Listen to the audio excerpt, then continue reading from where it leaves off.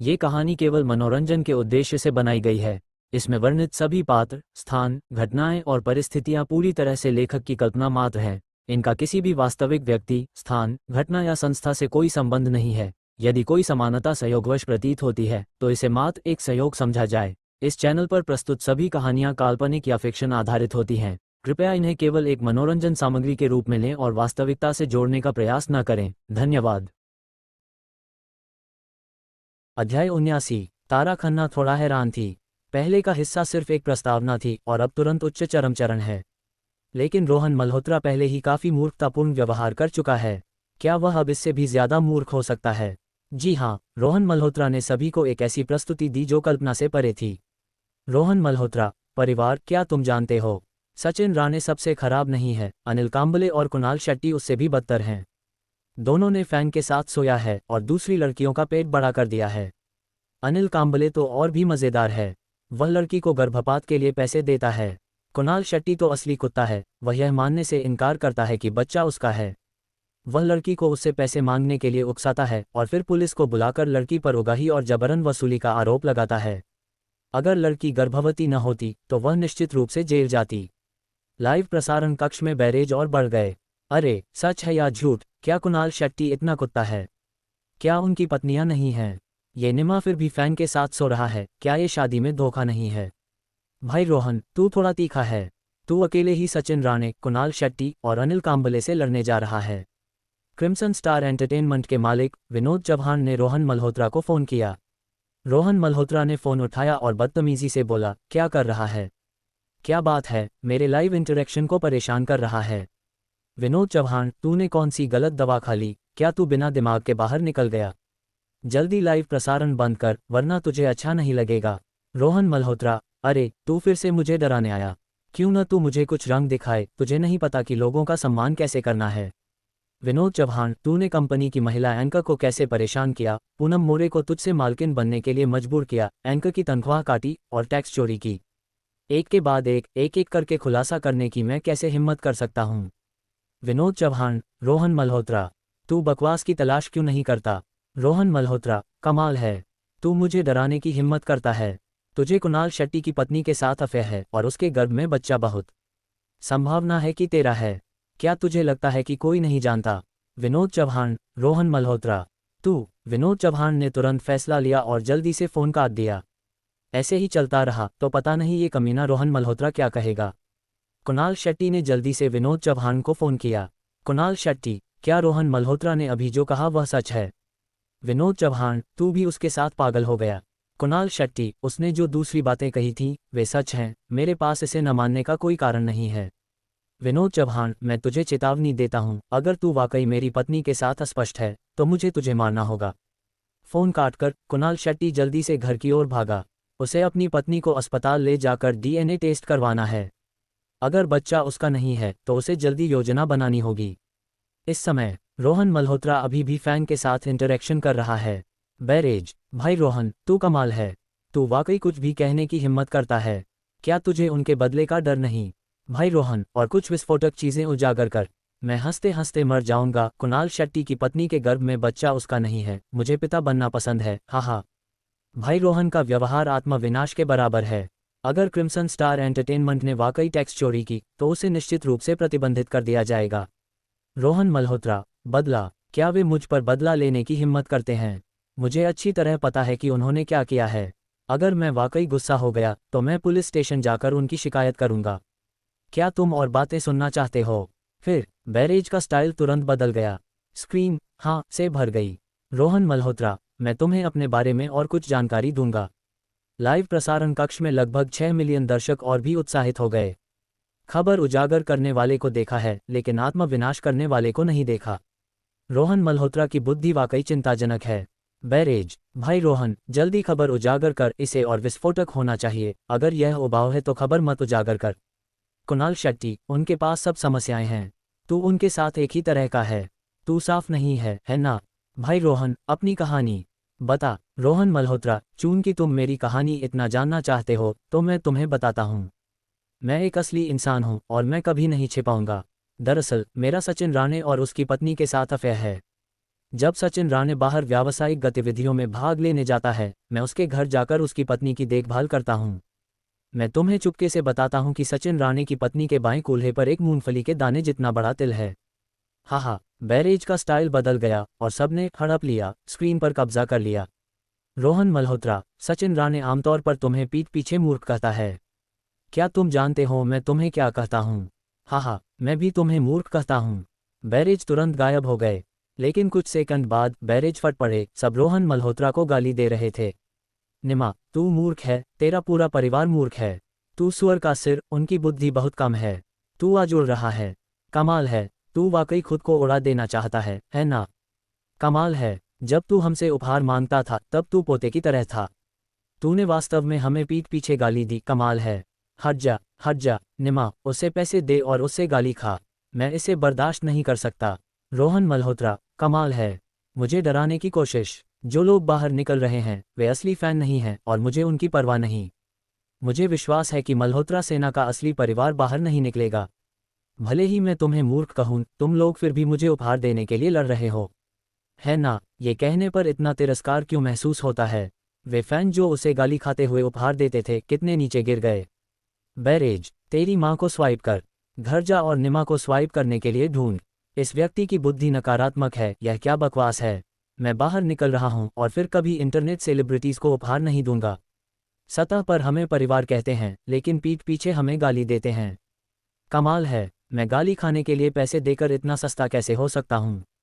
निमा, मैं भविष्य में इंटरनेट सेलिब्रिटीज को उपहार दूंगा तो मैं अपने पिता का अपना नहीं हूँ। आरव शर्मा चुपके से रोहन मल्होत्रा के फैन की संख्या तेजी से कम होते देख रहा था। 10 million, 9 million, 8 million, 5 million, 3 million. जल्द ही रोहन मल्होत्रा के 10 मिलियन से ज्यादा फैन में से 2 मिलियन से कम बचे हुए फैन शायद इसलिए नहीं हटे क्योंकि उनके पास डॉइन देखने का समय नहीं था। रोहन मल्होत्रा ने अंजलि शर्मा की शादी के हंगामे का लाइव प्रसारण करके 5 मिलियन से ज्यादा फॉलोअर्स हासिल किए थे। आरव शर्मा ने अब उसे सब वापस उगलवा दिया और उसके मूल पुराने फैन को भी शामिल कर लिया। शुरुआत में रोहन मल्होत्रा ने बड़ी संख्या में फैन होने पर भरोसा करके, ये जानते हुए कि यह विक्रम सिंह के परिवार की समस्या थी, फिर भी अंजलि शर्मा को शादी के लिए मजबूर किया। उस समय उसके बदसूरत चेहरे और माता पिता और बहन के आंसुओं में डूबे दृश्य को याद करके आरव शर्मा का गुस्सा एक जगह नहीं आया। अब उसे ये सब डिजर्व है। फैन खोए, पैसे खर्च किए, बॉस और सहयोगियों को नाराज किया। रोहन मल्होत्रा पूरी तरह खत्म हो गया। इंटरनेट सेलिब्रिटी का रास्ता निश्चित रूप से नहीं चलेगा। इतने सारे लोग बदला ले रहे हैं, यह उसके लिए काफ़ी है। ये सिर्फ शुरुआत है, दूसरों से बात का बदला अभी बाकी है। आरव शर्मा ने अपने विचारों से सिस्टम से बात की। आरव शर्मा, सिस्टम, ये सत्य कार्ड कब तक वैध है? सिस्टम, अगर मालिक सिस्टम को नियंत्रण समाप्त करने का आदेश नहीं देता तो सत्य कार्ड 24 घंटे तक चलेगा। अगर मालिक सिस्टम को तुरंत नियंत्रण समाप्त करने का आदेश देता है तो सत्य कार्ड तुरंत अमान्य हो जाएगा। सत्य कार्ड पूर्ण समय अनुभव कार्ड की तरह है, एक बार उपयोग, लेकिन भविष्य में लगातार उत्पन्न होगा। मालिक को कौशल कार्ड खत्म होने की चिंता करने की जरूरत नहीं है। आरव शर्मा, चूंकि यह 24 घंटे के लिए वैध है, इसे समय आने पर स्वचालित रूप से समाप्त होने दे। सिस्टम, कोई समस्या नहीं। आरव शर्मा सिस्टम के साथ बात कर रहा है। जो सचिन राणे चला गया था वह अचानक वापस दौड़ा। उसके हाथ में अभी भी एक ईंट थी और वह रोहन मल्होत्रा पर हमला करने के लिए दौड़ा। बैंग, एक मंद ध्वनि के साथ रोहन मल्होत्रा गिर गया। सचिन राणे चिल्लाया, निमा, तूने मुझे धोखा देने की हिम्मत की। मैं तुझसे लड़ने की हिम्मत कैसे करूं? अध्याय 80। रोहन मल्होत्रा के सिर के पीछे ईंट लगी और तुरंत खून बहने लगा। लेकिन वह गिरा नहीं और न ही हिला, बल्कि उठा और सचिन राणे के साथ भिड़ गया। दोनों एक साथ उलझ गए और कुछ लोग उन्हें जोर से खींचने के बावजूद अलग नहीं कर सके। बंजी जंप के कर्मचारी दौड़कर आए और दोनों को जबरदस्ती अलग किया। सचिन राणे को रोहन मल्होत्रा ने चेहरे पर खून से लथपथ कर दिया था, लेकिन जल्द ही सैकड़ों मिलियन लोग जान जाएंगे कि उसे रोहन मल्होत्रा ने धोखा दिया। वह इस तरह का अपमान कैसे सह सकता था? 4 लोग उसे खींच रहे थे, फिर भी वह रोहन मल्होत्रा से लड़ने के लिए छटपटा रहा था। रोहन मल्होत्रा ने अपने कपड़े उतारे और अपने सिर के पीछे ढांक लिया, डांटते हुए, सचिन राणे, तू एक कमीना है। तेरी पत्नी ने कहा कि तू 2 छोटा और 1 लंबा है, क्या तुझे पता है इसका क्या मतलब है? उसने कहा कि तेरा सामान छोटा है, समय छोटा है और हर अंतराल लंबा है। हाँ, तू डिजर्व करता है कि तेरी पत्नी तुझे धोखा दे। तू कमीना, वह मेरे साथ नहीं सोती तो वह जल्दी या देर से किसी और के साथ सोएगी। मोटा और पानी बाहरी लोगों को नहीं बहना चाहिए, किसी और को सस्ता होने से बेहतर है कि मुझे सस्ता हो। सचिन राणे, मैं तेरी निमा को मार डालूंगा। मुझे मत खींच, जो मुझे खींचेगा मैं उसी से लड़ूंगा। सचिन राणे पागल हो गया, जो उसे खींचता वह उसे काट लेता। बंजी जंप के कर्मचारियों के पास कोई चारा नहीं था, उन्हें छोड़ना पड़ा। सचिन राणे फिर से दौड़ा और रोहन मल्होत्रा से जान की बाजी लगाकर लड़ना चाहता था। इस समय पुलिस आ गई, दोनों को जबरदस्ती अलग किया गया और जल्दी से उन्हें इलाज के लिए नीचे ले जाया गया। आरव शर्मा ने मुस्कुराकर तारा खन्ना से कहा, अभी तक नहीं उठी। बैठने की लत लग गई। तारा खन्ना जल्दी से उठी और मुस्कुराकर जवाब दिया, माफ करना, मैं तमाशा देखते हुए अवाक रह गई। अरे, तूने रोहन मल्होत्रा के बारे में क्या कहा था? शुरू में उसने तुझ पर कचरा बातें कही थीं, तब वह सामान्य लगता था। अब ऐसा लगता है जैसे वह पूरी तरह बदल गया, बुद्धि चली गई और भावनात्मक बुद्धि भी चली गई।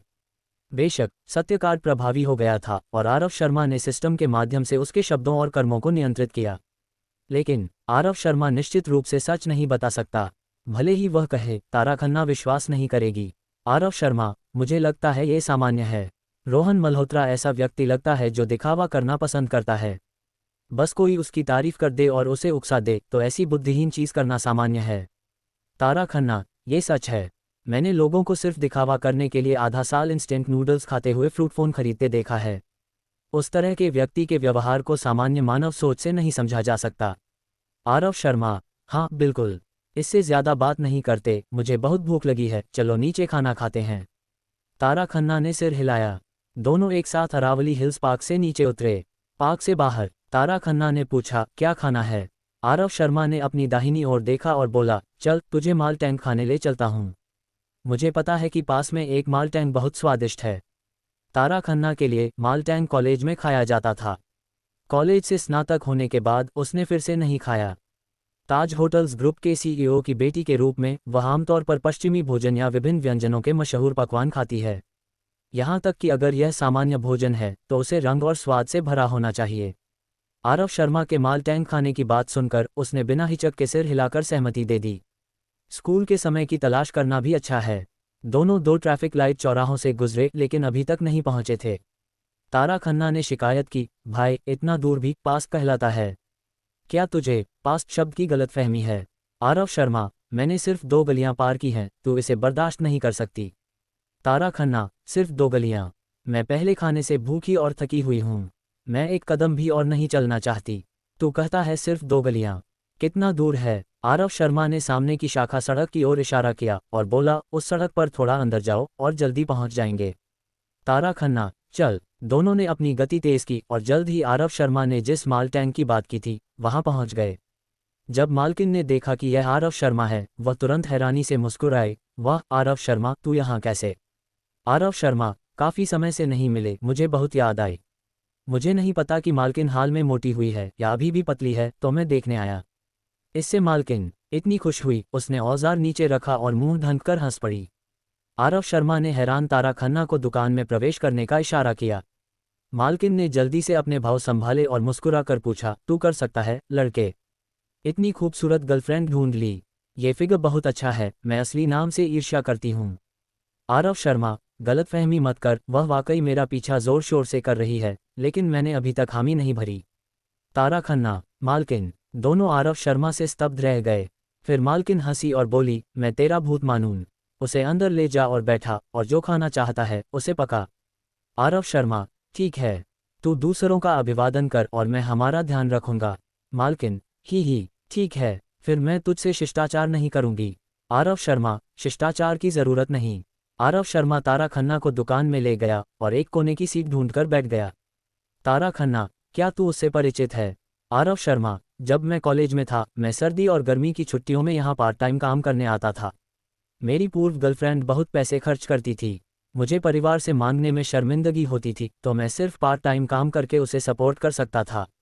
तारा खन्ना, मैंने नहीं देखा, तू काफी गंभीर है। आरव शर्मा, तूने क्या कहा? मैं या तो प्यार नहीं करता, और अगर करना है तो निश्चित रूप से पूरे दिल से करूंगा। तू बैठ, आज मैं तुझे अपनी कारीगरी का स्वाद चखाता हूँ। तारा खन्ना, ठीक है, मैं बस इंतजार कर रही हूँ ताकि तेरी कारीगरी का स्वाद लूँ। आरव शर्मा जल्दी से बाहर जाकर व्यंजन चुनने गया। मालकिन ने अन्य मेहमानों को परोस दिया, उन्हें मेज पर ले गई और जल्दी से वापस आकर आरव शर्मा का अभिवादन किया। मालकिन, इन 2 चीज़ों को ले जा और रात को अच्छा प्रदर्शन कर। ये कहकर उसने 2 भेड़ की गुर्दे चुने और उन्हें बर्तन में डाल दिया। आरव शर्मा, जो मुझे जानता है वह मालकिन है। तेरा पति कहाँ है? मालकिन, वह अपने गजिया से आंग गया। बच्चा किंडरगार्टन जा रहा है, वह घर जाकर देखने गया। आरव शर्मा, तो क्या तू खाली कमरे में अकेली नहीं है? क्या तुझे खालीपन, अकेलापन और ठंड महसूस नहीं होती? मालकिन शर्मीली ढंग से मुस्कुराए, आरव शर्मा की पीठ पर हल्के से थपकी दी और बोली, जा, नफरत है। फिर उसने धीरे से पूछा, क्या तूने अपनी उस पूर्व गर्लफ्रेंड से ब्रेकअप कर लिया? आरव शर्मा, हाँ। मालकिन, इसे बांटना ठीक है, वह लड़की सिर्फ अपनी चाहत लेने में रुचि रखती थी और कभी तेरे बारे में नहीं सोचती थी। ये वाली बहुत अच्छी लगती है, सुंदर दिखती है, फिगर अच्छा है और उसका परिवार शायद अच्छी स्थिति में है। वह सब मशहूर ब्रांड पहनती है और उसके गले का हार लाखों का है। क्या तूने उसे पकड़ लिया? आरव शर्मा, सच बताऊं, वह मेरी बॉस है।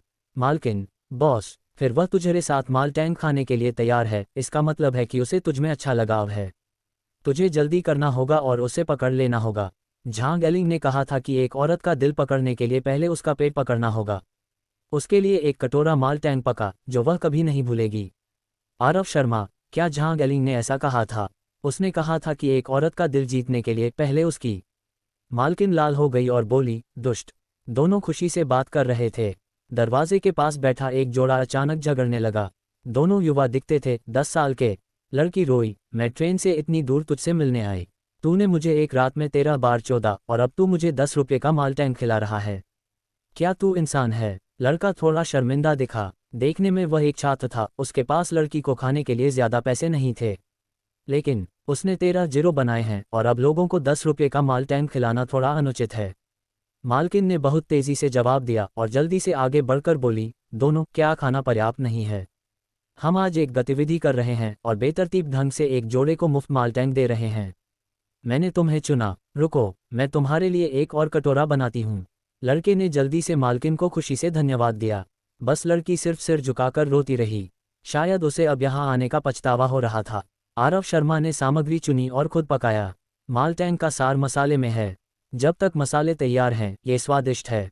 जब आरव शर्मा यहाँ पार्ट टाइम काम करता था, उसने फॉर्मूला पहले ही समझ लिया था। जल्द ही उसने एक बड़ा बर्तन गर्म किया और उसे तारा खन्ना के सामने लाया। तारा खन्ना, मुझे नहीं पता था कि तू इतना अच्छा है। आरव शर्मा, क्या मतलब? मुझे कौन सा ज्यादा पसंद है? तारा खन्ना, युवा औरत को लुभाना। तुम दोनों जिस तरह एक दूसरे को देख रहे थे, अगर तू कहे कि तेरा उससे कुछ नहीं है तो मैं निश्चित रूप से विश्वास नहीं करूंगी। अध्याय 81। जब आरव शर्मा पहले यहाँ पार्ट टाइम काम करता था तो उसका मालकिन के साथ वाकई अच्छा रिश्ता था। उस समय मालकिन और बॉस का तलाक हो रहा था। आरव शर्मा ने उन्हें सुलह करने के लिए मनाया और रात को दोनों को नशे में धुत कर दिया और उन्हें एक बिस्तर पर फेंक दिया। अगले दिन दोनों सुलह कर गए। जल्द ही मालकिन गर्भवती हो गई। तब से इस जोड़े ने विशेष रूप से आरव शर्मा का धन्यवाद किया। बाद में फ्रूट ने एक नया मोबाइल फ़ोन लॉन्च किया। कृति वर्मा ने आरव शर्मा से मांगा, लेकिन आरव शर्मा इतना पैसा नहीं जुटा सका। मालकिन ने उसे 5,000 रुपये उधार दिए आपातकाल के लिए। ये स्नातक होने तक नहीं था कि आरव शर्मा ने पैसे वापस किए। इस दौरान मालकिन ने उसे कभी पैसे वापस करने के लिए नहीं कहा। इसलिए आरव शर्मा भी मालकिन का बहुत आभारी है। दोनों की उम्र लगभग एक जैसी है, तो वे अक्सर एक दूसरे के साथ मजाक करते हैं और यहाँ तक कि कुछ गंदे मजाक भी कहते हैं। लेकिन आरव शर्मा एक सच्चरित्र पुरुष है। वह वाकई एक विवाहित और बच्चे वाली औरत को नहीं उकसाएगा। तारा खन्ना ने स्पष्ट रूप से उसकी गलतफहमी की, लेकिन आरव शर्मा को उसके लिए ज्यादा समझाने की जरूरत नहीं थी। यह उनके बीच सिर्फ एक खेल है। इसलिए आरव शर्मा ने तारा खन्ना की बातों का पालन किया और बोला, युवा औरत अच्छी है, युवा औरत को बहुत कुछ पता है। तारा खन्ना की आंखें गुस्से में फैल गईं और बोली, नीच।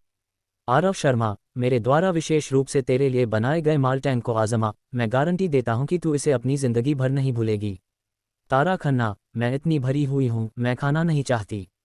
आरव शर्मा, तू गुस्सा क्यों हो रही है? तारा खन्ना, तुझे क्या लगता है? दोनों बात कर रहे थे कि दरवाजे के पास बैठा युवा जोड़ा अचानक जोर से झगड़ने लगा। लड़की बहुत उत्तेजित थी और लड़के पर चिल्लाई, तू बस मुझे मुफ्त में खेलना चाहता है, तू मुझसे बिल्कुल प्यार नहीं करता। लड़का बहुत घबराया और असहाय था और जवाब दिया, मैं अभी स्कूल जा रहा हूँ और जीवन यापन के खर्च सीमित हैं। तू चाहती है कि मैं तुझसे अपने प्यार को कैसे व्यक्त करूँ? क्या तुझे लगता है कि सिर्फ ढेर सारा पैसा खर्च करना ही तुझसे प्यार कहलाता है? लड़की, मैंने तुझसे ज़्यादा पैसा खर्च करने को नहीं कहा, लेकिन तू मुझे 10 रुपये का माल्टेन खिलाने नहीं ले जा सकता। अगर तू मुझसे प्यार करता है तो भले ही तू अपने सारे जीवन यापन के खर्च खर्च कर दे, तू निश्चित रूप से मुझे स्वादिष्ट खाना खाने ले जाएगा। लड़का, फिर मैं इस महीने कैसे जीऊँगा? उत्तर पश्चिम की हवा पीऊँ। लड़की, तू बस प्यार नहीं करता, अगर तू प्यार करता तो तू हमेशा कोई रास्ता ढूंढ लेता। मैं समझ गई, क्या तू नहीं सोचता कि मैंने तुझे अपना पहला मौका दिया, मैं तुझे फिर से नहीं छोड़ सकती, क्या तू मुझ पर मनमानी तिरस्कार कर सकता है? लड़का, मैंने ऐसा नहीं सोचा। अगर तुझे मेरे साथ संतुष्टि नहीं है तो चलो ब्रेकअप करते हैं, हम भविष्य में संपर्क में नहीं रहेंगे। लड़की की आंखों से आंसू बहने लगे, वह मुड़ी और बाहर दौड़ गई। मालकिन ने जल्दी से लड़के को पीछा करने का आग्रह किया। अगर लड़की कुछ सोच नहीं पाई तो उसे जिम्मेदारी लेनी होगी। लड़का इतना डर गया कि वह जल्दी से उसके पीछे दौड़ा। तारा खन्ना, पुरुष कमीने हैं। आरव शर्मा, तू सिर्फ पुरुषों को दोष नहीं दे सकती, जो तू चाहे और मैं चाहूं। तारा खन्ना, क्या नहीं? एक लड़की का शरीर पाने के बाद वे परवाह करना बंद कर देते हैं। आरव शर्मा, तूने जो कहा वह गलत है। हर किसी की अपनी क्षमता की सीमा होती है। वह भी सिर्फ 10 रुपये का माल टैंक खिला सकता है और तू उसे 1 लाख रुपये से अपने प्यार को व्यक्त करने के लिए मजबूर करती है। फिर मैं तुझसे पूछना चाहता हूँ, क्या तू उससे प्यार करती है? अगर तू उससे प्यार करती है तो तू उसे अपनी क्षमता से परे चीज़ें करने के लिए कैसे मजबूर कर सकती है? देखकर कि आरव शर्मा थोड़ा उत्तेजित हो गया, तारा खन्ना ने जल्दी से बहस करना बंद कर दिया। वह एक चतुर औरत है, ये जानती है कि इस समय बहस जारी रखने का एक ही परिणाम होगा। आरव शर्मा निश्चित रूप से उठकर चला जाएगा। छोटी सी बात के लिए उनके बीच असहमति पैदा करने की ज़रूरत नहीं है। आरव शर्मा के थोड़ा उत्तेजित होने का कारण ये था कि जब उसने उस लड़के को देखा तो उसे अपना पुराना स्वरूप याद आया। कभी कृति वर्मा ने भी उसे पैसे से अपने प्यार को व्यक्त करने के लिए मजबूर किया था, लेकिन प्यार के कारण उसके पास ज़्यादातर पुरुषों की तरह बुद्धि नहीं थी और उसने उसकी हर मांग को पूरा करने की पूरी कोशिश की। परिणाम, एक औरत का दिमाग कभी संतुष्ट नहीं होता। आज उसकी 100 रुपये की खपत को संतुष्ट करो, वह कल 10,000 रुपये खर्च करेगी। अगर तू उसे 10,000 रुपये नहीं देता तो तू उससे प्यार नहीं करता। लेकिन उसने कभी नहीं सोचा कि जो पुरुष उसे बिना शर्त दे रहा था उसकी कितनी क्षमता थी। आरव शर्मा थोड़ा उदास था, उसने भेड़ की गुर्दे का एक बड़ा कौर लिया और खा लिया। तारा खन्ना, तू क्या खा रहा है? आरव शर्मा, भेड़ की गुर्दा। तारा खन्ना, तू ये सामान क्यों खा रहा है? आरव शर्मा, जो खाएं वही बनाएं, भविष्य में पत्नी से शादी करने पर निश्चित रूप से इसकी ज़रूरत होगी। तारा खन्ना हंस पड़ी और जल्दी से माल टैंक का स्वाद चखा। हम सुन्न करने वाला, मसालेदार सुन्न करने वाला और लहसुन की सुगंध तेज। बहुत अच्छा है, तारा खन्ना ने प्रशंसा की। आरव शर्मा, सामान्य खेल, प्रशंसा के लायक नहीं। तारा खन्ना, छे तारीफ करूं और तू उड़ने लगे, तुझसे कुछ चर्चा करूं। आरव शर्मा, तू बोल। तारा खन्ना, अगर तुझे कल समय मिले तो तू मेरे साथ sky diving, wingsuit flying, deep sea diving और रेगिस्तानी यात्रा करने चल। कैसा रहेगा? ये औरत बस दिमाग से बाहर है। ये सब खतरनाक शौक हैं। जब भी खतरा आता है ये पूरी तरह से भाग्य के भरोसे होता है और आत्म बचाव की कोई संभावना नहीं होती। लेकिन आरव शर्मा के पास पूर्ण समय अनुभव कार्ड है तो उसे किसी भी खतरे का डर नहीं है। जाना है या नहीं, ये देखना है कि समय है या नहीं। आरव शर्मा, देखते हैं जब समय आएगा। अगर समय होगा तो मैं तुझे साथ जाऊंगा, अगर समय नहीं होगा तो नहीं जाऊंगा। तारा खन्ना, क्या तुझे इन खेलों का डर नहीं है? आरव शर्मा, तू एक औरत होकर डरती नहीं तो मुझे एक शुद्ध पुरुष के रूप में क्या डरना चाहिए? तारा खन्ना, ही, मुझे तुझ जैसा नन्हा पुरुष पसंद है। कोई इमारत से कूद गया, कोई इमारत से कूद गया। दरवाजे पर किसी ने सिर उठाकर चिल्लाया। दुकान में लोग जल्दी से बाहर जाकर देखने गए कि क्या हो रहा है। आरव शर्मा और तारा खन्ना शांत रहे और माल टैंक खाना जारी रखा। इस समय मालकिन ने बाहर चिंतित होकर चिल्लाया, जल्दी पुलिस को फ़ोन करो, जल्दी पुलिस को फ़ोन करो। आरव शर्मा, जल्दी बाहर आ। आरव शर्मा ने उसकी ओर देखा, अपनी चॉपस्टिक्स नीचे रखी और जल्दी से बाहर दौड़ा। मालकिन, अभी वह लड़की कुछ सोच नहीं पाए, वह इमारत से कूदने जा रही है। आरव शर्मा ने ऊपर देखा और देखा कि यह वही लड़की थी जिसने अभी 10 रुपये का माल टैंक खाया था। वह छत पर बैठी थी, उसके पैर हवा में लटक रहे थे, बहुत खतरनाक। तारा खन्ना भी बाहर आए। छठी मंजिल की छत पर बैठी लड़की को देखकर वह धीरे से बोली, क्या इस औरत के दिमाग में कोई समस्या है? क्या वह इमारत से कूदने जा रही है? क्या वह कुछ अंतर कर सकती है? इस समय लड़का वापस दौड़ा। छत पर बैठी लड़की को देखकर उसने जल्दी से चिल्लाया, नीचे आ, कुछ भी चर्चा की जा सकती है। लड़की रोई, ठीक है, फिर तू ऊपर आ और मेरे बगल में बैठ और हम चर्चा करेंगे। लड़का डर गया और सिर झुका लिया। मालकिन, तू ऊपर जा और पहले उसे बहला। लड़का, मैं नहीं जा रहा। वह हमेशा जीवन और मृत्यु की तलाश करती है। इस तरह की लड़की को नहीं चाहिए। मालकिन, ये सवाल नहीं है कि तू उसे चाहता है या नहीं, ये जान का सवाल है। तू पहले लोगों को बहला सकता है। लड़का, वह अभी कुछ सोच नहीं पा रही। अगर मैं उसके बगल में बैठ गया और वह मुझे खींचकर मार दे तो? हम सिर्फ दोस्त हैं, हमें अपनी जान जोखिम में डालने की ज़रूरत नहीं है। वह मरना चाहती है तो मरे, मैंने उसे मजबूर नहीं किया। ये कहकर लड़का मुड़ा और भाग गया। लड़के को बिना पीछे मुड़े भागते देख छत पर बैठी लड़की तुरंत फूट फूट कर रोने लगी। लड़के का प्रदर्शन वाकई बिल्कुल जिम्मेदार नहीं था। उन्होंने कल रात 13 बार उछाला। कहते हैं कि एक दिन की पति पत्नी 100 दिन की कृपा होती है। उसे 1300 दिन की कृपा होनी चाहिए। यह अभी सिर्फ आधा दिन हुआ है। वह जीवन या मृत्यु की परवाह नहीं करता। ये वाकई समझ में नहीं आता। यहाँ तक कि अगर वह अजनबी है तो इस समय वह लोगों को बचा सकता है, लेकिन वह बस ऐसे नहीं जा सकता। दर्शकों ने तुरंत गाली देना शुरू कर दिया। ये भी पुरुष है, अरे कम से कम ऊपर जाकर कोशिश तो कर। हालांकि उसने जो किया वह गलत है, लेकिन मुझे लगता है कि उसने जो कहा वह सही है। लड़की अभी भावनात्मक है। अगर वह ऊपर गया तो शायद वह उसे खींचकर मार दे। अगर लड़की वाकई उसे खींचकर मारना चाहती थी तो ठीक था। वह एक बड़ा पुरुष है, क्या वह एक औरत को नहीं खींच सकता? बस वह हाथ बढ़ाए, वह उसका हाथ पकड़ ले और पीछे खींच ले, वरना वह लोगों को बचा लेता। लड़की का व्यवहार थोड़ा चरम है, लेकिन ऐसी पुरुष से मिलने पर कितनी औरतें शांत रह सकती हैं? वह कहाँ गया? वह वाकई भाग गया। दर्शक सिर्फ बाहरी दृष्टिकोण से बात कर सकते हैं। लड़की को नीचे उतारने के लिए अंत में कैसे मनाना है, कोई कुछ नहीं कर सकता। आरव शर्मा ने सिर हिलाया और सांत्वना दी, मालकिन ज्यादा चिंता मत कर। अभी कोई भी ऊपर जाए तो बेकार है, वह उत्तेजित है। पुलिस के आने का इंतजार कर। मालकिन, हाय, मुझे डर है कि अगर वह वाकई कूद गई तो परिवार मुझे धोखा देगा। आखिरकार उन्होंने मेरी दुकान में माल टैंक खाते समय झगड़ा किया था। आरव शर्मा, तू बहुत ज्यादा सोच रही है, ऐसा नहीं होगा। आरव शर्मा के शब्द पूरे होने से पहले लड़की अचानक खड़ी हो गई। अरे, सब हैरान रह गए और चिल्लाए।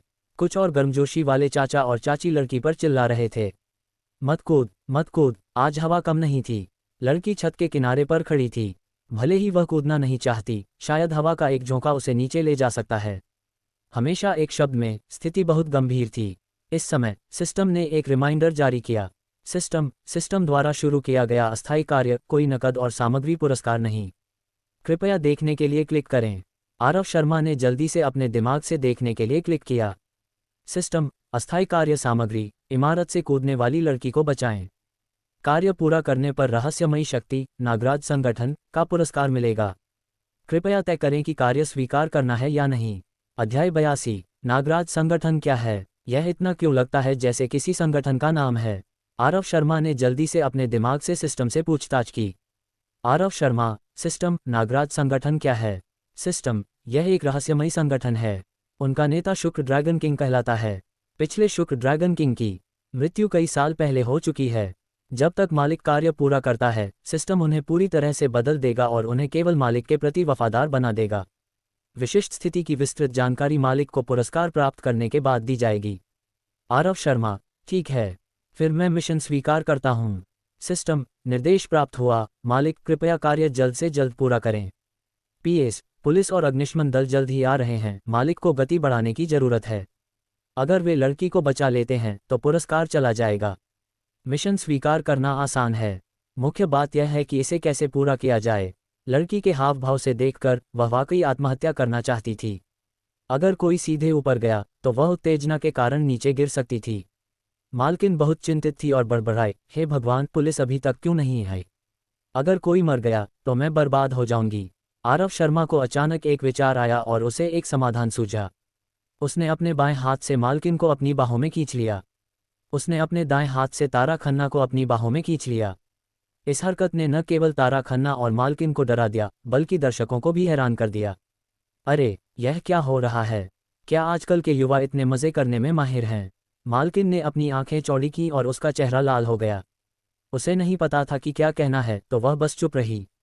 हालांकि तारा खन्ना का चेहरा लाल हो गया, उसका स्वभाव तीखा था। आरव शर्मा का व्यवहार उसका अपमान कर रहा था। तारा खन्ना ने मुंह खोला और आरव शर्मा को डांटना चाहा। आरव शर्मा ने पहले बोलकर कहा, समय कम है, तुम दोनों बात करना बंद करो और बस मेरी बात सुनो। तारा खन्ना ने वे शब्द जो उसके मुंह से निकलने वाले थे निगल लिए।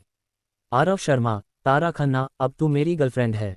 तुझे पता चला कि मेरा मालकिन के साथ अफेयर था और मैंने यहाँ तक कि तुम दोनों औरतों से कहा कि एक पुरुष को साझा करो।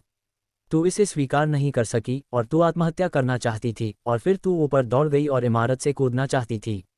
तुझे समझ आ गया होगा कि आगे क्या करना है। तारा खन्ना, तू चाहता है कि मैं उसके जैसी आत्महत्या करूं, उसकी चिंताएं दूर करूं, मौका पाकर उसके करीब जाऊं और उसे वापस खींचने का मौका ढूंढूं। सही, आरव शर्मा। हाँ, हम इसे इस तरह करेंगे। मालकिन, तुम्हें बस मेरे पास चुपके से रहना है, तुम्हें और कुछ करने की जरूरत नहीं है। मालकिन, मैं समझ गई।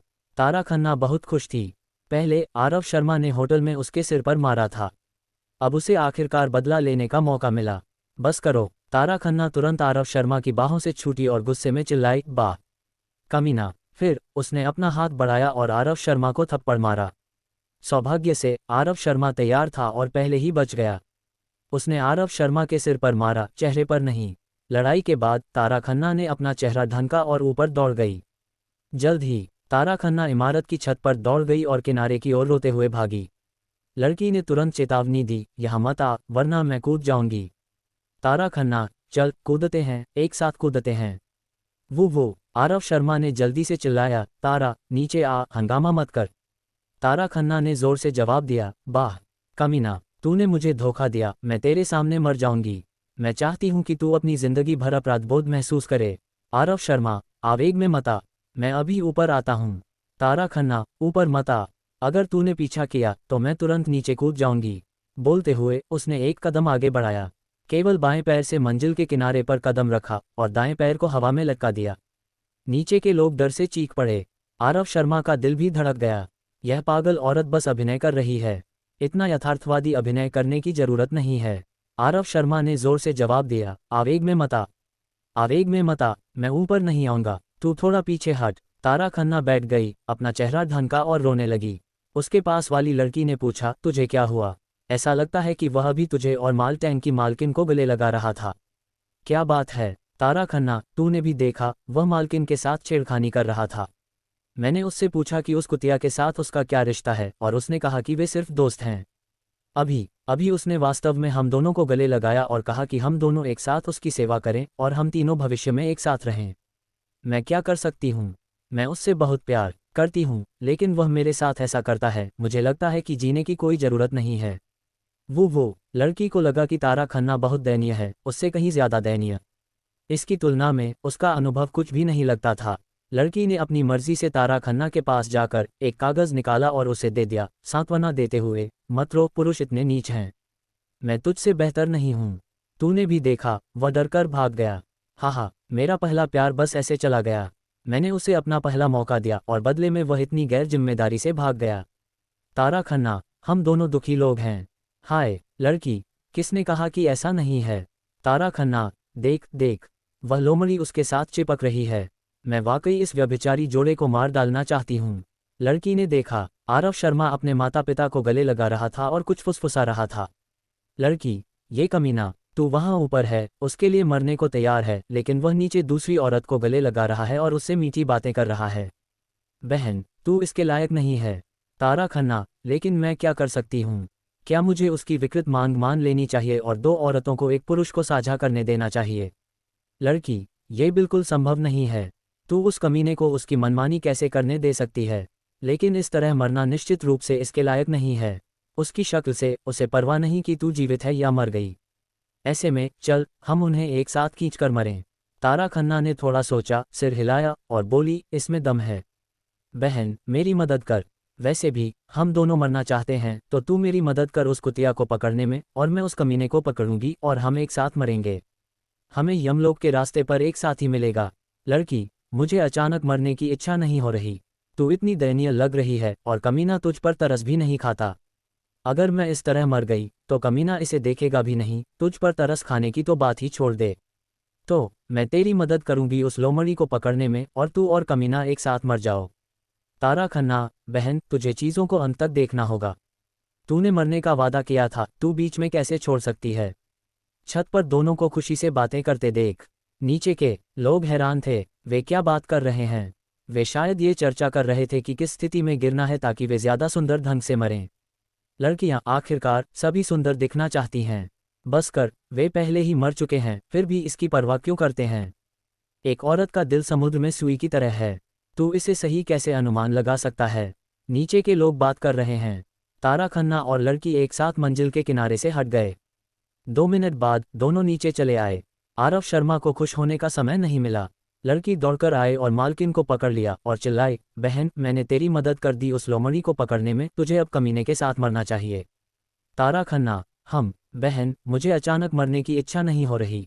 लड़की को एहसास हुआ कि उसे धोखा दिया गया और उसने जल्दी से मालकिन को छोड़ दिया। गुस्से में चिल्लाई, तूने मुझे धोखा दिया। वह मुड़ी और फिर से सीढ़ियों की ओर दौड़ने की कोशिश की। मालकिन ने जल्दी से उसे गले लगाया और समझाया, बहन, आवेग में मत आ। अगर कुछ कहना है तो उससे अच्छे से बात कर। पुरस्कार मिलने वाला था, इसे फिर से उड़ने नहीं दे सकते। आरव शर्मा ने तुरंत फैसला लिया, आगे बढ़ा और लड़की को थप्पड़ मारा, डांटते हुए, क्या तू पागलपन करना बंद कर सकती है।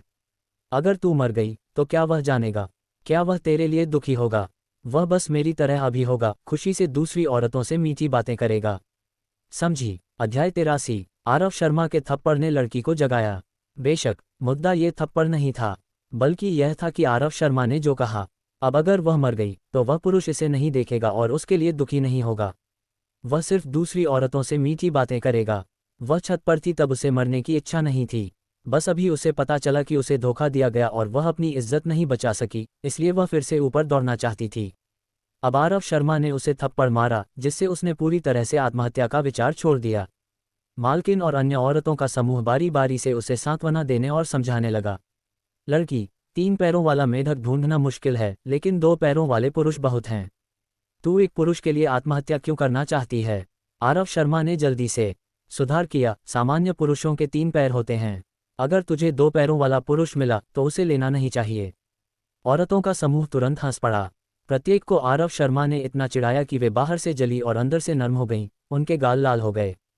तारा खन्ना ने आंखें घुमाईं और जल्दी से आरव शर्मा को खींच लिया। मानवीय दृष्टिकोण से उन्होंने अपनी पूरी कोशिश कर दी। अगर वह लड़की आत्महत्या करना चाहती है तो वह इसके लायक है। इस समय पुलिस और अग्निशमन विभाग आ गया। अगर वे और तेज होते तो आरव शर्मा का पुरस्कार चला जाता। लगभग 4 बजे दोपहर हो चुकी थी। अब समय था कंपनी वापस जाने का। आरव शर्मा टैक्सी लेने वाला था। मर्सिडीज बेंज 4S स्टोर ने तारा खन्ना को फ़ोन किया। उसकी गाड़ी की मरम्मत हो गई थी और वह अब इसे ले जा सकती थी। Tara Khanna, Mercedes Benz 4S store तक टैक्सी लो। मेरी गाड़ी की मरम्मत हो गई है। आरव शर्मा ने सिर हिलाया और हाथ बढ़ाकर एक टैक्सी रोकी। दोनों गाड़ी में बैठे और सीधे मर्सिडीज बेंज 4S स्टोर की ओर बढ़े। 4S शॉप के मरम्मत करने वाले ने मुलाकात होते ही पहली बात कही, मिस तारा, किसी ने आपकी गाड़ी की ब्रेक होस काट दी थी। कृपया सुरक्षा का ध्यान रखें। तारा खन्ना, रिमाइंडर के लिए धन्यवाद। क्या हम अब गाड़ी ले जा सकते हैं। मरम्मत करने वाला, हाँ। तारा खन्ना ने सिर हिलाया और आरव शर्मा को गाड़ी में बैठकर कंपनी वापस जाने को कहा। काफ़ी खेल लिया, अब ये सोचना होगा कि रोहन भट्ट से कैसे निपटा जाए। परंपरा के अनुसार पारिवारिक संपत्ति हमेशा उत्तराधिकारियों को दी जाती है, बेटियों को नहीं। वैद्य परिवार में लगभग हर कोई रोहन भट्ट को अध्यक्ष के रूप में लेने का समर्थन करता है। तारा खन्ना की सबसे बड़ी उम्मीद ताज होटल्स ग्रुप के शेयरधारकों और प्रबंधन का समर्थन हासिल करना है। जब तक वे सभी उसे अध्यक्ष के पद के लिए चुनते हैं, राजेश वैद्य को इसे गंभीरता से विचार करना होगा। तारा खन्ना की मां वंदना वैद्य वास्तव में वैद्य परिवार की सदस्य भी है। 5 पीढ़ियों पहले वंदना वैद्य और राजेश वैद्य का एक ही पूर्वज था। इसी रिश्ते की वजह से रोहन भट्ट की मां लता चौहान की मृत्यु के बाद वंदना वैद्य ने स्थिति का फायदा उठाया और राजेश वैद्य को, जो सांत्वना की सख्त जरूरत में था, अपने वश में कर लिया। अगर वंदना वैद्य कोई भूमिका निभा सकती है तो वह वैद्य परिवार के कुछ सदस्यों को तारा खन्ना का समर्थन करने के लिए मना सकती है। तब तारा खन्ना की सफलता की संभावना ज्यादा होगी। तारा खन्ना, आरव शर्मा, मैं अब तुझे अपना मानती हूँ, कृपया मुझे चोट मत पहुँचाना। आरव शर्मा, मैं तुझसे ऐसा कहता हूँ। रोहन भट्ट से निपटने के मामले में मैं तेरी माँ से ज्यादा तेरा समर्थन करता हूँ। तारा खन्ना, ठीक है, फिर तुझे क्या लगता है कि मुझे अब क्या करना चाहिए। आरव शर्मा, अब बस अपनी दादी के लिए एक उपयुक्त उपहार चुन, बाकी मैं कर लूँगा। तारा खन्ना, तो तू क्या करने जा रहा है। आरव शर्मा, इसकी चिंता मत कर, मैं वादा करता हूँ कि सब कुछ व्यवस्थित कर दूंगा। तारा खन्ना हैरान दिख रही थी। लेकिन सोचने पर आरव शर्मा के पास उसे धोखा देने का कोई कारण नहीं है। उसने सिर हिलाया और कुछ और नहीं कहा। कंपनी वापस। आगंतुक अपने अपने कार्यालयों में लौट गए। आरव शर्मा ने दरवाज़ा बंद किया, बैठ गया और अपने दिमाग से सिस्टम के साथ बात करने लगा। आरव शर्मा, सिस्टम, तारा खन्ना को अगली बार खतरा कब होगा? सिस्टम, परसों रात 10 बजे। अजय भोसले और अन्य लोग तारा खन्ना की हवेली में उसे मारने जाएंगे, इसे चोरी का रूप देकर। बेशक, अगर मालिक आज रात तारा खन्ना के घर रहने जाता है तो वे अपनी योजना बदल देंगे। अगर हमें पता है कि वे कब कार्रवाई करेंगे तो यह आसान हो जाएगा। आरव शर्मा परसों रात की योजना को पकड़ सकता है। अजय भोसले और अन्य लोगों को पकड़ लो। बस अगर वे रोहन भट्ट की पहचान कर सकें। राजेश वैद्य दादी की जन्मदिन की पार्टी में ये घोषणा नहीं कर सकेंगे कि वे अध्यक्ष का पद रोहन भट्ट को सौंप देंगे। आरव शर्मा को अब पहले तारा खन्ना की सुरक्षा सुनिश्चित करनी होगी, पुरस्कार लेना होगा और फिर रोहन भट्ट से निपटना होगा। जल्द ही छुट्टी का समय हो गया। आरव शर्मा तारा खन्ना के कार्यालय में आया। आरव शर्मा, मैनेजर तारा, छुट्टी का समय हो गया, मैं पहले वापस जा रहा हूँ। तारा खन्ना, तूने नहीं कहा था कि तेरा घर यहाँ से दूर है और तू मेरे यहाँ अस्थायी रूप से रहना चाहता है? आरव शर्मा, मैं बस तुझसे मजाक कर रहा था, मैं वाकई कैसे जा सकता हूँ? चल, जब हम माता पिता से मिलेंगे और आधिकारिक तौर पर अपने रिश्ते की पुष्टि करेंगे तब बात करेंगे। मैं पहले जाता हूँ, बाय। ये कहकर आरव शर्मा मुड़ा और चला गया। तारा खन्ना इतनी गुस्से में थी कि उसने जल्दी से आरव शर्मा को एक संदेश भेजा। क्या तुझे डर नहीं कि वे मुझे मार डालेंगे? आरव शर्मा ने तुरंत उसके संदेश का जवाब दिया। मैंने तुझसे कहा था, तू बस अपनी दादी के लिए एक उपहार चुन, बाकी सब मैं व्यवस्थित कर दूंगा। तारा खन्ना ने चुपके से आरव शर्मा का संदेश देखा और गुरु शिष्य ने अनुमान लगाया कि आरव शर्मा क्या करना चाहता है, लेकिन दुर्भाग्य से वह सोच नहीं पाए। जैसे ही आरव शर्मा कंपनी के गेट से बाहर निकला, एक अजनबी फ़ोन कॉल आया। उसने फ़ोन उठाया। फ़ोन से तुरंत एक मजबूत लड़की की आवाज़ आई। उसकी आवाज़ से ही पता चलता था कि वह निश्चित रूप से बहुत कूल लड़की होगी। सिल्वर सरपेंट दूत शालिनी ठाकुर नागराज संगठन के स्वामी को नमस्ते करती है। आरव शर्मा ने चारों ओर देखा और सुनिश्चित किया कि कोई पास नहीं आ रहा, फिर जवाब दिया, हाँ, मैं सबको देखना चाहता हूँ। शालिनी ठाकुर, फिर मैं मालिक का वीचैट जोड़ूंगी और आपको वीडियो दिखाऊंगी। आरव शर्मा, ठीक है, मेरा वीचैट आईडी यह फ़ोन नंबर है। शालिनी ठाकुर, हाँ, मैं आपको तुरंत जोड़ूंगी। फ़ोन कॉल कट गया। जल्द ही आरव शर्मा को एक वीचैट दोस्त अनुरोध मिला। उसने इसे क्लिक करके देखा और सिस्टम ने संकेत दिया, सिल्वर सरपेंट दूत शालिनी ठाकुर आपको दोस्त के रूप में जोड़ना चाहती है। आरव शर्मा ने सहमति के लिए क्लिक किया और दोनों दोस्त बन गए। शालिनी ठाकुर का चित्र बहुत खास है। यह एक सफ़ेद ड्रैगन है जिसके दांत और पंजे नंगे हैं। इसके बाद शालिनी ठाकुर ने एक वीडियो अनुरोध भेजा। आरव शर्मा ने स्वीकार करने के लिए क्लिक किया और वीडियो कनेक्ट हो गया। एक सुंदर चेहरा, जो कूल और सुंदर दिखता था, चित्र में दिखाई दिया। वह सिल्वर सरपेंट दूत शालिनी ठाकुर थी। शालिनी ठाकुर, मैं अपने स्वामी को नमस्ते करती हूँ। आरव शर्मा, मुझे सबको दिखाओ। शालिनी ठाकुर, आपकी इच्छानुसार। शालिनी ठाकुर ने कैमरा पलटा और तुरंत दो आकृतियां, काले और सफ़ेद में, दिखाई दी। फिर कैमरा एक काले विंडब्रेकर पहने औरत पर केंद्रित हुआ। आरव शर्मा ने अपनी आंखें मली, सोचकर कि उसने गलत देखा। ये लड़की बिल्कुल शालिनी ठाकुर जैसी दिखती है। एकमात्र अंतर यह है कि एक ने सफ़ेद विंडब्रेकर पहना है और दूसरी ने काला विंडब्रेकर। शालिनी ठाकुर, स्वामी, यह ऑब्सिडियन कोबरा दूत मीरा ठाकुर है। मीरा ठाकुर, मैं ऑब्सिडियन कोबरा दूत मीरा ठाकुर हूँ और मैं अपने स्वामी को नमस्ते करती हूँ। आरव शर्मा, हेलो, तुम दोनों बिल्कुल एक जैसी दिखती हो, क्या तुम जुड़वा बहनें हो? शालिनी ठाकुर, स्वामी, हम वाकई जुड़वा बहनें हैं। मैं बड़ी बहन हूँ और मैं अपने पिता का उपनाम लेती हूँ। मीरा छोटी बहन है और वह मेरी माँ का उपनाम लेती है।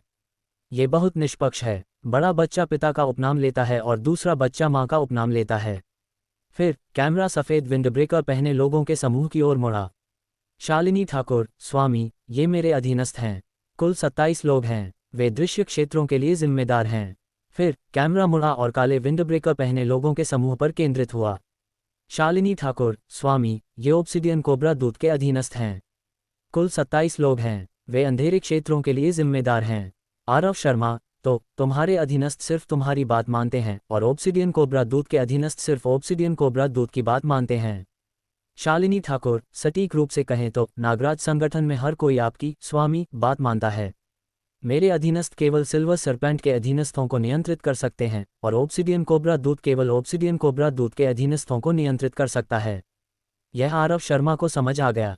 हालांकि हमें अभी भी नहीं पता कि इन लोगों की क्या क्षमताएं हैं, लेकिन उनकी शक्ल से देखकर वे सभी बहुत शक्तिशाली लोग होने चाहिए, क्योंकि उनमें एक बहुत मजबूत आभा है जो ज्यादातर लोगों में नहीं होती। शालिनी ठाकुर, स्वामी, क्या आपके पास अब कोई निर्देश हैं? आरव शर्मा, वास्तव में एक चीज़ है जो मुझे तुमसे करवानी है। मैं इसे बाद में वीचैट पर भेजूंगा, बस इसे कर दो। शालिनी ठाकुर, समझ गया।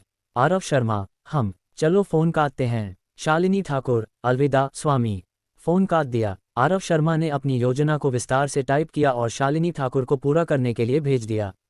उसने तारा खन्ना से कहा था कि वह सब कुछ व्यवस्थित कर देगा और अब वह व्यवस्थित करना शुरू कर रहा है। अध्याय 84। रात के 10 बजे। नियन पल्स बार। रोहन भट्ट एक लड़की के साथ मस्ती कर रहा है। लड़की ने मजाक में उसके 2 बाल खींच लिए, फिर लड़की ने बहाना बनाकर चली गई। रात के 11 बजे। काव्या शेट्टी दोस्तों के साथ डिनर करके घर लौटी।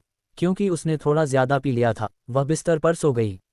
इस समय 2 लोग काले विंडब्रेकर में अलमारी से बाहर आए, उसे ईथर से बेहोश कर दिया और ले गए। सुबह 1 बजे। नागराज हॉस्पिटल के एक ऑपरेटिंग रूम में डॉक्टर और नर्स व्यस्त हैं। काव्या शेट्टी उनके सामने बिस्तर पर बेहोश पड़ी थी। 3 दिन बाद तारा खन्ना की दादी सरला वैद्य का 72वां जन्मदिन होगा। समय कम है, लेकिन तारा खन्ना ने अभी तक ये तय नहीं किया कि क्या उपहार देना है। जैसे ही आरव शर्मा कार्यालय पहुंचा, तारा खन्ना ने उसे बुला लिया। कंपनी में शामिल होने के 2 दिन बाद आरव शर्मा ने कुल मिलाकर 1 घंटे से भी कम समय कंपनी में बिताया था। ये नौकरी दिलचस्प है। दोनों गाड़ी में बैठे और तारा खन्ना ने कंपनी से गाड़ी चलाई। आरव शर्मा, लीडर, आज कहाँ जा रहे हो? तारा खन्ना, मैं अपनी दादी के लिए एक खास उपहार खरीदना चाहती हूँ। क्या तू मुझे कोई सलाह दे सकता है? आरव शर्मा, वह क्या पसंद करती हैं? तारा खन्ना, वह जेडाइट इकट्ठा करना पसंद करती हैं और घर में कई जेडाइट उत्पाद हैं। लेकिन मुझे लगता है कि इसीलिए मुझे उन्हें जेडाइट नहीं देना चाहिए। उनके पास जेडाइट की सबसे ज़्यादा कमी है और चाहे कितना भी अच्छा जेडाइट हो, वे बहुत संतुष्ट नहीं होंगी। अगर मैं कोई बहुत खास उपहार सोच सकूं, तो उन्हें निश्चित रूप से पसंद आएगा। कभी आरव शर्मा के दादा दादी ने भी एक शानदार जन्मदिन पार्टी आयोजित की थी, लेकिन क्योंकि वे एक सामान्य परिवार हैं, उन्हें किसी उपहार या किसी चीज़ की जरूरत नहीं थी, बस सबका होना काफ़ी था। इसलिए आरव शर्मा तारा खन्ना को कोई उपयुक्त सलाह नहीं दे सका। हालांकि उसे लगा कि अगर तारा खन्ना यह नहीं सोच पाई कि क्या देना है, तो जेडाइट सबसे सुरक्षित विकल्प होगा। भले ही बूढ़ी औरत बहुत संतुष्ट न हो, कम से कम वह नाखुश नहीं होगी। आखिरकार उसे जो उपहार मिला वह उसका पसंदीदा जेडाइट था। अगर तारा खन्ना चतुर होती और उसने वह उपहार चुना जो उसे बूढ़ी औरत के लिए अच्छा लगता, लेकिन बूढ़ी औरत को वह पसंद नहीं आया, तो न केवल यह उपहार व्यर्थ जाएगा, बल्कि तारा खन्ना से अन्न भी कट जाएंगे। आरव शर्मा की बात सुनने के बाद तारा खन्ना ने सहमति में सिर हिलाया। तारा खन्ना, ठीक है, फिर मैं जेडाइट देती हूँ। मैं तुझे कहीं ले चलती हूँ। कई ट्रैफिक लाइट्स पार करने और कुछ गलियों में मुड़ने के बाद तारा खन्ना ने गाड़ी एक 6 मंजिला इमारत के गेट के सामने पार्क की। आरव शर्मा गाड़ी से उतरा और देखा, गेट के क्रॉसबीम पर 3 शब्द रत्न भवन उकेरे हुए थे। तारा खन्ना ने गाड़ी पार्क की और आरव शर्मा के पास चली आई। आरव शर्मा, पहली नज़र में ये नाम प्राचीन वेश्यालय जैसा लगता है। क्या बात है, क्या तू मुझे कोई औरत ढूंढने ले जाना चाहती है? तारा खन्ना ने आंखें घुमाईं और बोली, भाई तू क्या सोच रहा है? यह एक कंपनी है जो विशेष रूप से जेडाइट बेचती है। अंदर जा और पूछ कि क्या कोई विशेष रूप से अच्छा सामान है। थोड़ा ज्यादा पैसा खर्च करके भी खरीदना होगा। आरव शर्मा, ओह, जेडाइट बेच रही है, क्या गलतफहमी। तारा खन्ना ने फिर से आरव शर्मा की ओर आंखें घुमाईं और जल्दी से अंदर चली गई। जैसे ही दोनों दरवाजे में दाखिल हुए, एक चीनी परिधान में एक लड़की उनका स्वागत करने आई। हेलो, मैं स्वाति नाइक हूँ, उत्पाद चयन सलाहकार। अगर आपको कुछ चाहिए तो बस मुझे बताएं। तारा खन्ना, मैं यहाँ का सबसे अच्छा जेडाइट देखना चाहती हूँ। स्वाति नाइक ने पहले ही जल्दी से आरव शर्मा और तारा खन्ना को देख लिया था। आरव शर्मा बहुत साधारण दिखता था, अमीर आदमी जैसा नहीं, लेकिन तारा खन्ना सारे ब्रांडेड कपड़े पहने हुए है, तो वह निश्चित रूप से अमीर होगी। तारा खन्ना सबसे अच्छा जेडाइट देखना चाहती है, तो उसकी मांगें पूरी करनी होंगी। स्वाति नाइक ने जल्दी से मुस्कुराकर जवाब दिया, कोई समस्या नहीं, मैं आपको अब हमारा खजाना दिखाने ले चलती हूँ। दुकान का खजाना। आरव शर्मा को थोड़ी रुचि हुई। हालांकि उसे जेडाइट की समझ नहीं है, लेकिन चूंकि जेडाइट को दुकान का खजाना कहा जा सकता है, ये निश्चित रूप से असाधारण दिखता होगा। इसे आंखें खोलने के रूप में मान लो और जाकर देख लो। स्वाति नाइक आरव शर्मा और तारा खन्ना को 5वीं मंजिल पर ले गई। लिफ्ट से बाहर निकलते ही कोई उनके पास आया और जांच करने लगा कि क्या वे कोई निषिद्ध सामान ले जा रहे हैं। परीक्षा पास करने के बाद स्वाति नाइक उन्हें प्रवेश द्वार पर ले गई। स्वाति नाइक, आप दोनों, यहाँ के हमारे नियमों के अनुसार अगर आप दुकान का खजाना देखना चाहते हैं तो आपको पहले अपनी पूंजी सत्यापित करनी होगी। मैं आपको अंदर तभी ले जाऊंगी जब मैं सुनिश्चित कर लूँ कि आपके पास खरीदने की क्षमता है। तारा खन्ना, इतना झंझट, हम पूंजी कैसे सत्यापित करें? स्वाति नाइक, ठीक है, आप यहाँ अपने कार्ड से ₹1 का भुगतान कर सकते हैं और बैंक के टैक्स मैसेज का इंतजार करें ताकि हम बैलेंस चेक कर सकें। जब तक बैलेंस 10 मिलियन से ज़्यादा है मैं तुरंत आपको हमारा खजाना दिखाने ले जाऊंगी। 10 मिलियन कोई छोटी राशि नहीं है। तारा खन्ना को अपने सारे बैंक कार्ड निकालने पड़े और उन्हें स्वाइप करना पड़ा। उम्मीद है कि इन कार्डों में बैलेंस मिलाकर 10 मिलियन प्रवेश पूंजी बन जाए। जल्द ही बैंक ने एक के बाद एक टेक्स्ट मैसेज भेजे। कुल 6 कार्ड थे जिनका कुल योग सिर्फ 5.8 मिलियन से थोड़ा ज़्यादा था, जो स्पष्ट रूप से प्रवेश के लिए पर्याप्त नहीं था। तारा खन्ना, क्या आप मुझे पहले अंदर जाकर देखने दे सकते हैं? अगर मुझे पसंद आया तो मैं वापस जाकर पैसे लाकर तुरंत खरीद लूंगी। स्वाति नाइक, ठीक है मिस, मुझे खेद है, मैं यह फैसला नहीं कर सकती। मैं मैनेजर से पूछती हूँ और देखती हूँ कि उनका क्या कहना है। ठीक है। तारा खन्ना, ठीक है, जाओ। स्वाति नाइक, हम कृपया एक पल रुकें, मैं जल्दी वापस आती हूँ। स्वाति नाइक जल्दी से सीढ़ियों की ओर दौड़ी, 6ठी मंजिल पर जाने की चाहत में। इस समय मैनेजर अपने मेहमानों के साथ नीचे आ रहा था। स्वाति नाइक, मैनेजर, 2 मेहमान हैं जो हमारा खजाना, नीला समुद्र और आकाश, देखना चाहते हैं, लेकिन वह सिर्फ 5.8 मिलियन रुपये जुटा सकती है। क्या आप उन्हें अंदर देखने दे सकते हैं? मैनेजर, कहाँ हैं? स्वाति नाइक, प्रवेश द्वार पर। मैनेजर और अन्य लोग जल्दी से नीचे आए। तारा खन्ना और आरव शर्मा ने स्वाति नाइक की आवाज़ सुनी और सीढ़ियों की ओर देखा। तारा खन्ना का चेहरा तुरंत बदल गया। आरव शर्मा के होठों पर एक मुस्कान उभरी, क्योंकि उन्होंने रोहन भट्ट को देखा। रोहन भट्ट मैनेजर के पीछे पीछे आया और उन्हें देखा। मैनेजर ने अपनी गति तेज की और आरव शर्मा और तारा खन्ना के सामने चला। उसने पहले आरव शर्मा को देखा, उसके चेहरे पर एक पल के लिए हैरानी की चमक आई। उसके घुटने थोड़ा झुकने की प्रवृत्ति दिखाई, लेकिन उसने खुद को रोक लिया। हैरानी का भाव तुरंत गायब हो गया और उसने जल्दी से तारा खन्ना को देखा, फिर मुस्कुराकर पूछा, क्या आप दोनों हमारा खजाना देखना चाहेंगे? तारा खन्ना ने सिर हिलाया। इस समय रोहन भट्ट आगे बढ़ा और मुस्कुराकर बोला, छोटी बहन, तू भी यहाँ है? मैनेजर हैरान दिखा और पूछा, मिस्टर भट्ट, क्या यह आपकी बहन है? रोहन भट्ट, हाँ, यह मेरी बहन तारा खन्ना है। उसके पास वाली लड़की उसकी सहायक है। मैनेजर, ओह हाँ, आपका संयोग बहुत अच्छा है। चूंकि आप मिस्टर भट्ट की बहन हैं, पूंजी सत्यापित करने की जरूरत नहीं है। चलो एक साथ अंदर चलते हैं। रोहन भट्ट, नहीं, यह नहीं चलेगा। मैनेजर के चेहरे पर मुस्कान तुरंत जम गई। भाई बहन के एक साथ अंदर जाने में क्या समस्या है? मैनेजर, मिस्टर भट्ट का क्या मतलब है? रोहन भट्ट, मेरी बहन हमेशा स्वतंत्र रही है। वह निश्चित रूप से मेरे संरक्षण में अंदर नहीं जाना चाहेगी। अगर तुम्हें यकीन नहीं तो उससे पूछो। मैनेजर ने तारा खन्ना की ओर देखा, लेकिन उसकी परिधीय दृष्टि अभी भी आरव शर्मा की जांच कर रही थी। तारा खन्ना, तू सही है। मैं हमेशा स्वतंत्र रही हूं और अपने भाई के संरक्षण में अंदर नहीं जाऊंगी। मैं अब पैसे इकट्ठा करने जाती हूं, तुम लोग पहले अंदर जाओ। ये कहकर तारा खन्ना मुड़ी और चली गई। आरव शर्मा ने उसे पकड़ा और अपनी बाहों में खींच लिया। तारा खन्ना हैरान रह गई, फिर उसका चेहरा लाल हो गया और उसने सिर झुका लिया, लेकिन कुछ नहीं बोली। आरव शर्मा ने मुस्कुराकर उसकी नाक पर हल्के से थपकी दी और बोला, अगर तू अंदर जाकर देखना चाहती है तो मैं तुझे ले चलता हूँ। मैनेजर, कार्ड स्वाइप करके पूंजी सत्यापित करो। अध्याय 85। आरव शर्मा की आत्मविश्वास भरी मुस्कान देखकर तारा खन्ना हैरान थी। क्या उसके कार्ड में बैलेंस 1 करोड़ से कम नहीं है? अगर उसके पास इतना पैसा है तो वह नौकरी क्यों कर रहा है? क्या जीवन का आनंद लेना बुरा है? रोहन भट्ट तुरंत हंस पड़ा। वह निश्चित रूप से नहीं चाहता था कि आरव शर्मा के कार्ड में 1 करोड़ हो। आरव शर्मा अर्जुन भारद्वाज का दोस्त है। क्योंकि अर्जुन भारद्वाज के पास पैसे नहीं थे, उसकी गर्लफ्रेंड को रोहन भट्ट ने छीन लिया था। अगर आरव शर्मा के पास 1 करोड़ होते तो क्या वह अपने अच्छे भाई की गर्लफ्रेंड को छीनते हुए देखता? ये पूरी तरह से तर्कसंगत नहीं है। रोहन भट्ट, तू ढोंग करना चाहता है छोटे। अगर तेरे कार्ड में 1 करोड़ है तो मैं इसे खा जाऊंगा। आरव शर्मा, कमाल है, अगर तू कार्ड लेना चाहता है तो सीधे बोल, इतना बहाना क्यों बना रहा है? रोहन भट्ट, ठीक है, मैं देखता हूं तू कब तक ढोंग कर सकता है। मैनेजर दीपक, इसका कार्ड स्वाइप करके चेक करो। लेकिन मैनेजर ने आरव शर्मा का कार्ड लेने के लिए हाथ नहीं बढ़ाया। यहाँ तक कि उसने रोहन भट्ट को देखने का तरीका भी थोड़ा गलत था और उसमें कुछ गुस्सा लग रहा था। मैनेजर, नवाब भट्ट, मुझे लगता है कि आपकी बहन की खरीदने की इच्छा काफ़ी मजबूत है। ऐसे में उन्हें और इस सज्जन को पहले अंदर जाकर देखने दें। अगर वे नहीं खरीदते तो आप अंदर जाकर देख सकते हैं। रोहन भट्ट हैरान रह गया। उसे आश्चर्य हुआ कि क्या उसने गलत सुना। रोहन भट्ट, दीपक नाइक, क्या तुझे पता है तू क्या बोल रहा है? दीपक नाइक, बेशक मुझे पता है। मैं यहाँ का मैनेजर हूँ और मुझे ये तय करने का अधिकार है कि किसे अंदर जाने देना है और किसे नहीं। रोहन भट्ट, मैं पहले आया। मैंने पूंजी सत्यापन भी पास कर लिया। उसने पूंजी सत्यापन पास नहीं किया, फिर उसे पहले क्यों जाने दे? दीपक नाइक, मुझे तुम्हें समझाने की जरूरत नहीं है। स्वाति नाइक, इन दोनों को अंदर ले जाओ और दुकान के खजाने दिखाओ। स्वाति नाइक, जो इस दृश्य से चकित थी, जल्दी से होश में आई, जल्दबाजी में सिर हिलाया और बोली, ठीक है, ठीक है। आप दोनों, इधर से। आरव शर्मा ने तारा खन्ना को छोड़ दिया और हैरान भाव से पूछा, मैनेजर साहब, अब हमें पूंजी सत्यापन की जरूरत नहीं है। दीपक नाइक ने जल्दी से मुस्कुराकर जवाब दिया, नहीं चाहिए।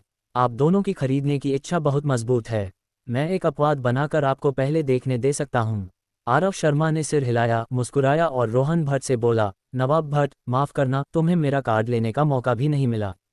मुझे पूंजी सत्यापित करने की जरूरत नहीं है। आरव शर्मा ने तारा खन्ना को प्रवेश द्वार की ओर खींच लिया। रोहन भट्ट आगे बढ़कर उसे रोकना चाहता था। दीपक नाइक ने तुरंत चेतावनी दी, नवाब भट्ट, ये वह जगह नहीं है जहां तुम मनमानी कर सकते हो। बेहतर होगा कि तुम खुद को परेशानी में न डालो। रोहन भट्ट जानता था कि रत्न भवन का एक मजबूत समर्थक है। उसकी बात छोड़ो, अगर उसके पिता राजेश वैद्य भी यहाँ आते तो वे ढीठपन नहीं कर सकते थे। लेकिन उसे आश्चर्य था कि मैनेजर ऐसा क्यों करेगा। रोहन भट्ट, मैनेजर दीपक, क्या तुम मुझे एक उचित स्पष्टीकरण दे सकते हो? तुमने उन्हें पहले क्यों अंदर जाने दिया? दीपक नाइक, जैसा मैंने कहा, तुम्हें ज्यादा समझाने की जरूरत नहीं है। अगर तुम्हें स्पष्टीकरण चाहिए तो मैं सिर्फ इतना कह सकता हूं कि उनकी खरीदने की इच्छा तुमसे ज्यादा मजबूत है। ये कहकर दीपक नाइक अपने कार्यालय वापस चला गया। रोहन भट्ट अकेला वहां खड़ा रहा, असमंजस में। वह बहुत घबराया हुआ था। अगर रत्न भवन का दुकान का खजाना बहुत दुर्लभ है, तारा खन्ना ने इसे खरीद लिया और दादी को दे दिया, तो निश्चित रूप से इसकी सराहना होगी। यह उसके लिए बहुत बुरा है। स्वाति नाइक के नेतृत्व में आरव शर्मा और तारा खन्ना ने आखिरकार दुकान का खजाना देखा, नीला समुद्र और आकाश। यहाँ तक कि आरव शर्मा जैसे व्यक्ति को, जो जेडाइट नहीं समझता, इसे देखते ही तुरंत लगा कि यह बहुत दुर्लभ होना चाहिए। पन्ना हरा रंग ये दिखाने के लिए काफ़ी था कि यह पौराणिक सम्राट हरा है। इस जेडाइट को अभी तक संसाधित नहीं किया गया था। जब इसे काटा गया तो कुल वजन 5 किलोग्राम था। इस आकार का सबसे बेहतरीन सम्राट हरा बहुत दुर्लभ है, इसलिए इसकी कीमत भी बहुत महंगी है, जो 20 करोड़ तक है। बाद में कई खरीदारों ने उच्च कीमत पर लगभग 2 किलोग्राम खरीदा और लगभग 3 किलोग्राम बचा है। अब इसका मूल्य टैग 12 करोड़ है। तारा खन्ना मूल्य टैग पर नंबरों को घूर रही थी, कई बार गिनती की कितने शून्य हैं। ये निश्चित रूप से 12 करोड़ है, 1.2 करोड़ नहीं। वह तुरंत एक फटे हुए गुब्बारे की तरह ढह गई। ये कीमत उसकी वहन क्षमता से गंभीर रूप से बाहर है और वह वाकई इसे वहन नहीं कर सकती। स्वाति नाइक, मिस तारा, कैसा है, क्या आपको पसंद है? तारा खन्ना, मुझे पसंद है, लेकिन कीमत बहुत ज़्यादा है। स्वाति नाइक, कोई बात नहीं, आप 1 किलोग्राम खरीदने का विकल्प चुन सकते हैं, लगभग 4 करोड़। तारा खन्ना ने सिर हिलाया, 4 करोड़ अभी भी बहुत महंगा था, वह इसे बर्दाश्त नहीं कर सकती थी। स्वाति नाइक, कोई और रास्ता नहीं है। ये जेडाइट बहुत महंगा होने के कारण कभी नहीं बिका। बाद में मैनेजर ने इसे थोक में बेचने का फैसला किया। हालांकि न्यूनतम मूल्य 1 किलोग्राम है। तारा खन्ना, ठीक है, धन्यवाद, मैं बाकी देखती हूँ। आरव शर्मा, चलो। आरव शर्मा वास्तव में 4 करोड़ निकाल सकता है, लेकिन वह और तारा खन्ना सिर्फ प्रेमी होने का ढोंग कर रहे थे, असली प्रेमी नहीं थे। उसके पास उसे खुश करने के लिए 4 करोड़ खर्च करने का कोई कारण नहीं था। दोनों बाहर निकले। रोहन भट्ट ने देखा कि दोनों खाली हाथ हैं और तारा खन्ना अभी भी उदास दिख रही है और उसका दिल बहुत राहत महसूस कर रहा था। रोहन भट्ट, हाँ, बहुत महंगा है, वहन नहीं कर सकती। आरव शर्मा और तारा खन्ना ने उसकी अनदेखी की। इस समय मैनेजर दीपक नाइक फिर से आया। वह मुस्कुराकर पूछा, आप दोनों, आपको क्या लगा? तारा खन्ना को बोलने में शर्मिंदगी हो रही थी। आरव शर्मा ने बहुत ईमानदारी से कहा, यह बहुत महंगा है, मैं इसे वहन नहीं कर सकता। दीपक नाइक, अगर आपको पसंद है तो आप 1 किलोग्राम खरीद सकते हैं। आरव शर्मा, यह अभी भी बहुत महंगा है। दीपक नाइक, ऐसे में सज्जन, मैं कार्यालय में अकेले बात करूंगा। मैं आपको अन्य जेडाइट से परिचित करा सकता हूं। आरव शर्मा, मैंने नहीं खरीदा, उसने खरीदा, या उसे अपने साथ ले जाओ। दीपक नाइक, नहीं नहीं नहीं, मैं सिर्फ आपके साथ बात करना चाहता हूँ। आरव शर्मा ने सिर हिलाया और दीपक नाइक के पीछे चला। दोनों दीपक नाइक के कार्यालय में चले गए। दीपक नाइक ने दरवाज़ा बंद किया और तुरंत एक घुटने पर बैठ गया। आरव शर्मा हैरान रह गया और जल्दी से पूछा, मैनेजर दीपक, आप क्या कर रहे हैं? दीपक नाइक, सिल्वर सरपेंट दूत का अधीनस्थ दीपक नाइक, नागराज को नमस्ते करता है। आरव शर्मा, क्या तुम सिल्वर सरपेंट दूत की ओर से हो? दीपक नाइक, हाँ, यह अधीनस्थ का कमर कार्ड है।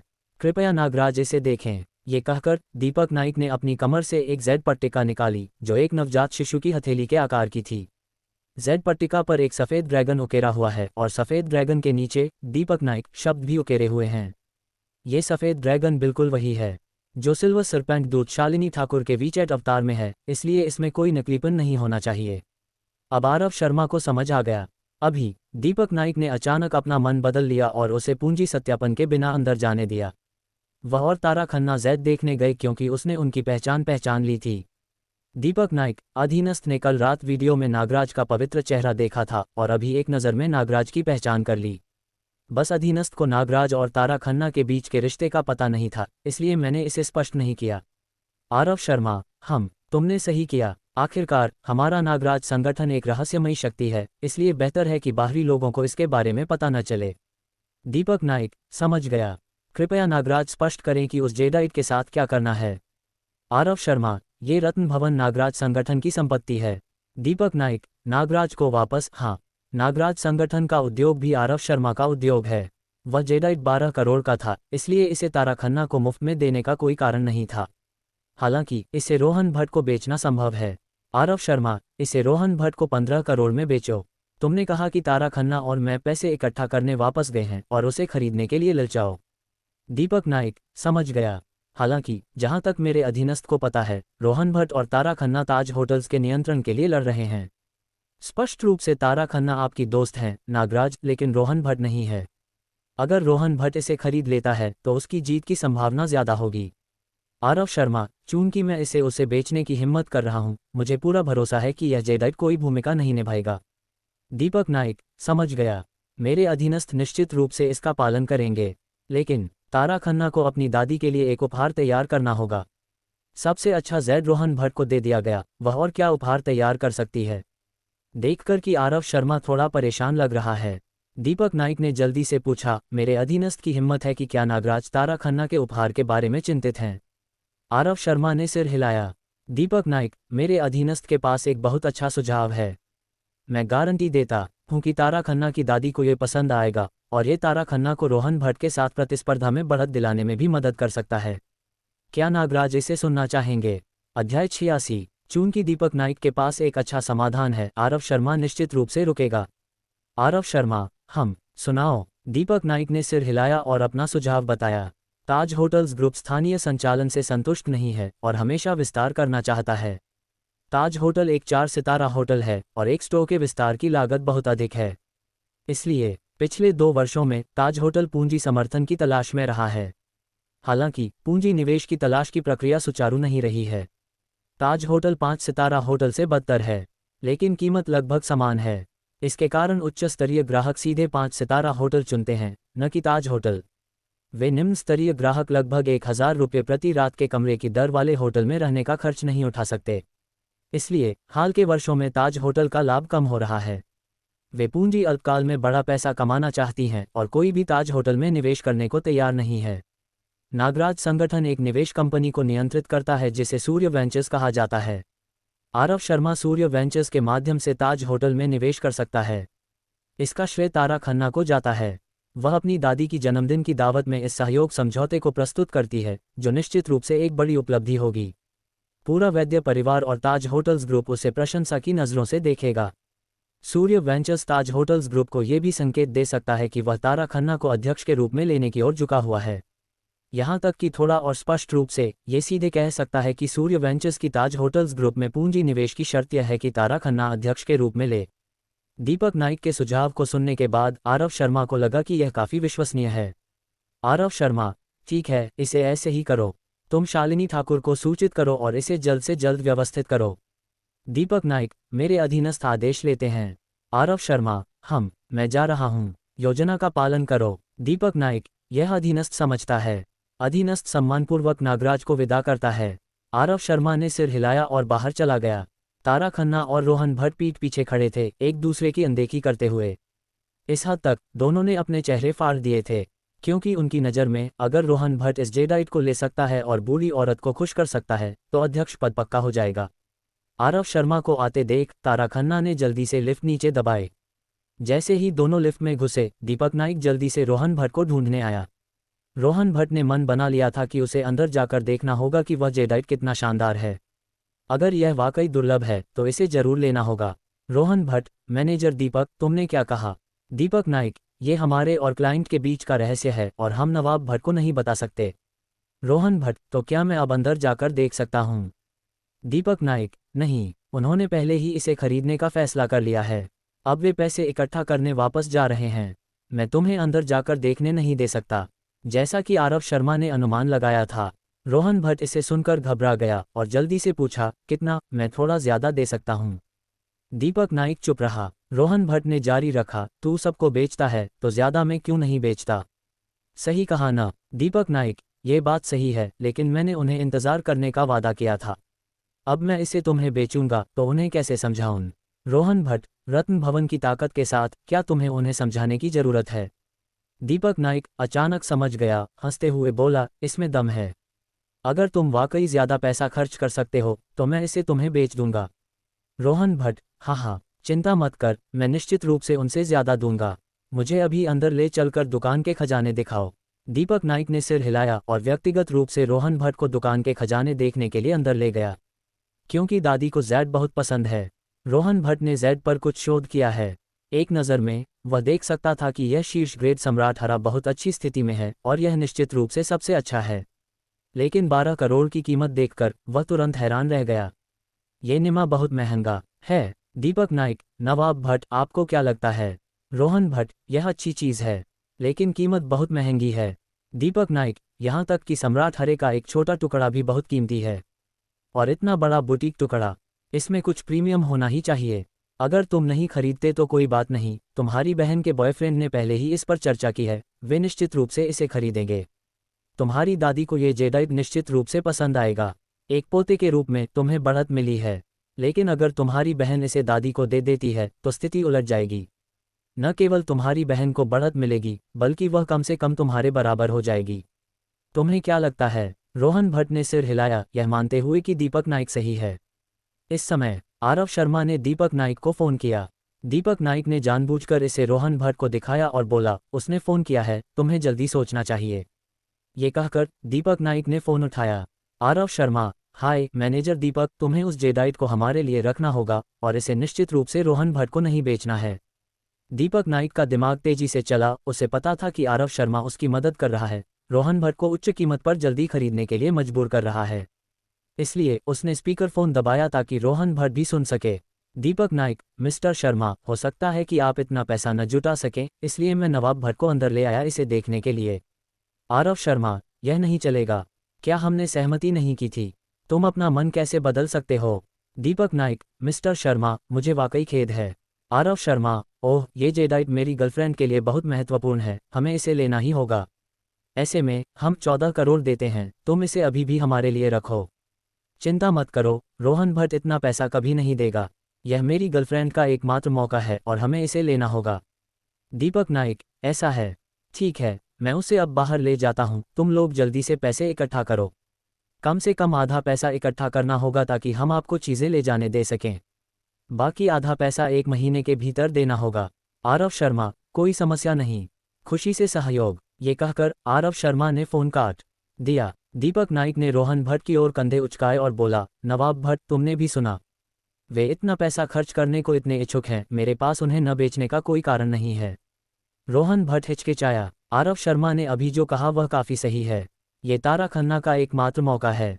अगर वह इस जेडाइट के आधार पर अपनी दादी की स्वीकृति प्राप्त कर लेती है, अपनी सौतेली माँ वंदना वैद्य के प्रयासों के साथ, तारा खन्ना बहुत संभावना है कि वह बढ़त ले लेगी और यहाँ तक कि सीधे अध्यक्ष के अधिकार जीत लेगी। मूल रूप से रोहन भट्ट को तारा खन्ना से डरने की जरूरत नहीं थी। प्राचीन और आधुनिक, चीनी और विदेशी पारिवारिक संपत्ति पुरुष से महिला को हस्तांतरित होती है। सौतेली माँ की क्षमता बहुत मजबूत है और वह हर जगह रिश्ते खरीदती है। अगर वह ध्यान नहीं देता तो वह इस प्रतिस्पर्धा को हार सकता है। दीपक नाइक, नवाब भट्ट, अगर मैं स्पष्ट कहूँ, मूल रूप से तुम्हारी संभावना बहुत अच्छी थी, सिर्फ एक उपयुक्त अवसर की जरूरत थी। तुम्हारे पिता निश्चित रूप से घोषणा करेंगे कि तुम अध्यक्ष के रूप में लो। अब तुम इतना पैसा निकालोगे और अपने पिता को जीत की सीधी घोषणा करने का अवसर दोगे। जब तुम अध्यक्ष बन जाओगे तो तुम्हें 1 बिलियन रुपये मिलेंगे। जब भविष्य में तुम्हारी दादी की मृत्यु हो जाएगी तो क्या उनके द्वारा इकट्ठा किए गए सारे जेडाई तुम्हारे नहीं होंगे? तुम अब कितना खर्च कर रहे हो? इसे खरीदो, तुम भविष्य में ज्यादा बेच सकते हो। तुम्हें इसे निवेश के दृष्टिकोण से देखना होगा, न कि सिर्फ तत्काल लाभ और हानि के बारे में। रोहन भट्ट को अचानक एहसास हुआ कि यह वाकई सच है। चाहे वह जेडाइट खरीदने में कितना भी खर्च करे, ये भविष्य में उसका होगा। रोहन भट्ट, खरीद लो। 14 करोड़, सही। दीपक नाइक, नहीं, ये 15 करोड़ है। रोहन भट्ट, अरे, तुम जमीन पर बैठकर कीमत कैसे बढ़ा रहे हो? दीपक नाइक, तुम्हारी बहन ने 14 करोड़ दिए और तुम भी 14 करोड़ दे रहे हो। मुझे इसे तुम्हें क्यों बेचना चाहिए? तुम्हें थोड़ा ज्यादा देना होगा। जल्दी या देर से ये तुम्हारा होगा। क्या तुम्हें 1 करोड़ की परवाह है?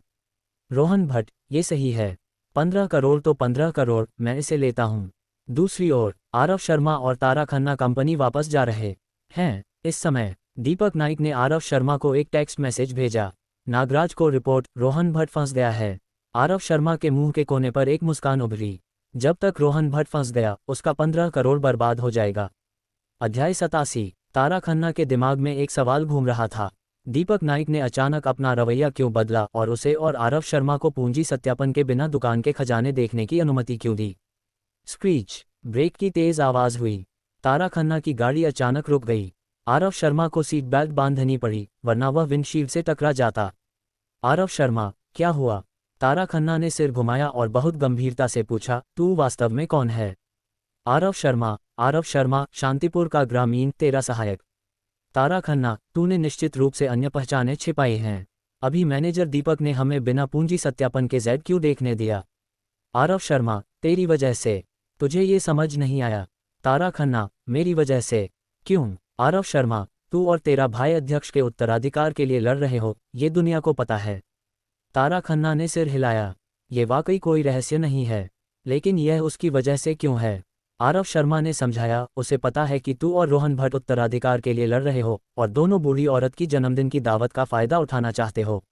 उसे ये भी पता है कि बूढ़ी औरत को जैद पसंद है और वह तय करता है कि तुम दोनों वह जैद चाहते हो। इसलिए उसने हमें बिना पूंजी सत्यापन के अंदर जाने दिया। जब तक तुम दोनों भाई बहन प्रतिस्पर्धा करते हो, वह इसे अच्छी कीमत पर बेच सकता है। तारा खन्ना ने सिर हिलाया। उसे लगा कि आरव शर्मा ने जो कहा वह बहुत तर्कसंगत है। अफसोस की बात है कि उसके पास इतना पैसा नहीं है, इसलिए उसे प्रतिस्पर्धा करने का मौका नहीं मिला। कंपनी वापस। तारा खन्ना कार्यालय में बहुत उदास थी, वहां बैठकर बेकार में सोच रही थी। अगर रोहन भट्ट ने वह जेडाइट खरीद लिया तो उसे महंगे उपहार खरीदने की जरूरत नहीं होगी। कोई और उपहार नहीं हो सकता जो दादी को उस जेडाइट से ज्यादा खुश करे। इसलिए तारा खन्ना का मूड अब बहुत खराब था। जब छुट्टी का समय हुआ, पिताजी राजेश वैद्य और भाई रोहन भट्ट आए। रोहन भट्ट ने चेहरे पर मुस्कान के साथ ढोंग करते हुए अभिवादन किया। छोटी बहन, क्या बात है? क्या तू अस्वस्थ है? तेरे चेहरे पर कुछ गड़बड़ लग रही है। तारा खन्ना ने सिर हिलाया और बोली, मैं ठीक हूँ। पिताजी, आप यहाँ क्यों आए? राजेश वैद्य, हम आज रात एक क्लाइंट के साथ डिनर करने जा रहे हैं, तो तू भी चल। तारा खन्ना, मैं तो सिर्फ कार्मिक विभाग की मैनेजर हूँ, मुझे सामाजिकता करने की जरूरत नहीं है। राजेश वैद्य, मैं तुझे दुनिया दिखाने ले जा रहा हूँ, बस इतना ही। हम 7 बजे निकलेंगे। तारा खन्ना ने ज्यादा नहीं सोचा, सिर हिलाकर सहमति दे दी। राजेश वैद्य ने सिर हिलाया और मुड़कर चले गए। जब वह दूर चले गए, रोहन भट्ट ने अपनी असली शक्ल दिखाई। रोहन भट्ट, मैंने वह जेडाइट खरीद लिया, 15 करोड़ खर्च किए, लेकिन मुझे लगता है कि यह इसके लायक है। जब तक मैं ये जेडाइट दादी को दे दूं, पिताजी मौके पर ही घोषणा कर सकते हैं कि मैं अध्यक्ष के रूप में लूंगा। तू और तेरी माँ असंतुष्ट हैं, ये बेकार है। तारा खन्ना, बोल चुका तो निकल। रोहन भट्ट, हाँ, अभी भी गुस्सा है। वाकई, अगर मैं तुझकी जगह होता, तूने इतनी मेहनत की और आखिरकार मेरे द्वारा इतनी आसानी से मार दी गई, मैं भी गुस्सा होता। हाँ। रोहन भट्ट बहुत घमंडी मुस्कान के साथ चला गया। तारा खन्ना ने गुस्से में अपनी मुट्ठियां भींच लीं। इस समय उसे अपनी मां को जल्दी बताना होगा। उम्मीद है कि उसकी मां कोई समाधान सोच सकती है। छुट्टी का समय। आरव शर्मा आया और तारा खन्ना से विदा लेने के लिए कहा। वह घर वापस शांतिपुर जा रहा था। गांव वापस। आरव शर्मा ने देखा कि गांव वाले उसके आंगन के दरवाजे पर चिल्ला रहे थे। वह जल्दी से जाकर देखने गया। पता चला कि तोड़फोड़ दल गांव वालों के साथ तोड़फोड़ के मुआवजे के बारे में बहस कर रहा था। गांव वाले चाहते हैं कि प्रत्येक व्यक्ति को 60 वर्ग मीटर का एक घर या 2 लाख रुपये का मुआवजा मिले। इस तरह प्रत्येक परिवार को कम से कम 2 घर मिल सकते हैं या एक सामान्य वाणिज्यिक घर खरीदने के लिए पैसा। लेकिन प्रेस्टीज रियल्टी ग्रुप ने प्रत्येक व्यक्ति को सिर्फ 30 वर्ग मीटर या 80,000 रुपये का मुआवजा दिया। अगर दोनों पक्ष कीमत पर सहमत नहीं हो सकते तो स्वाभाविक रूप से झगड़ा होगा। आरव शर्मा को लगा कि इस तरह की चीज़ को सभी गांव वालों के साथ एक साथ चर्चा नहीं करनी चाहिए। इसे एक एक करके चर्चा करनी चाहिए, एक एक करके तोड़ना चाहिए। पता नहीं विनोद ओबरॉय सीईओ कैसे बने। वह ऐसी छोटी मोटी बातों को नहीं संभाल सके। आरव शर्मा कमरे में लौटा और तुरंत विनोद ओबरॉय को एक वीचैट संदेश भेजा। तू बस गांव वालों के साथ तोड़फोड़ की बात करता है। इस तरह की चीज़ को व्यक्तिगत रूप से चर्चा करनी चाहिए, एक एक करके तोड़ना चाहिए। अगर तू उन्हें एक साथ इकट्ठा होने देता है तो वे निश्चित रूप से ऊंची कीमत मांगेंगे।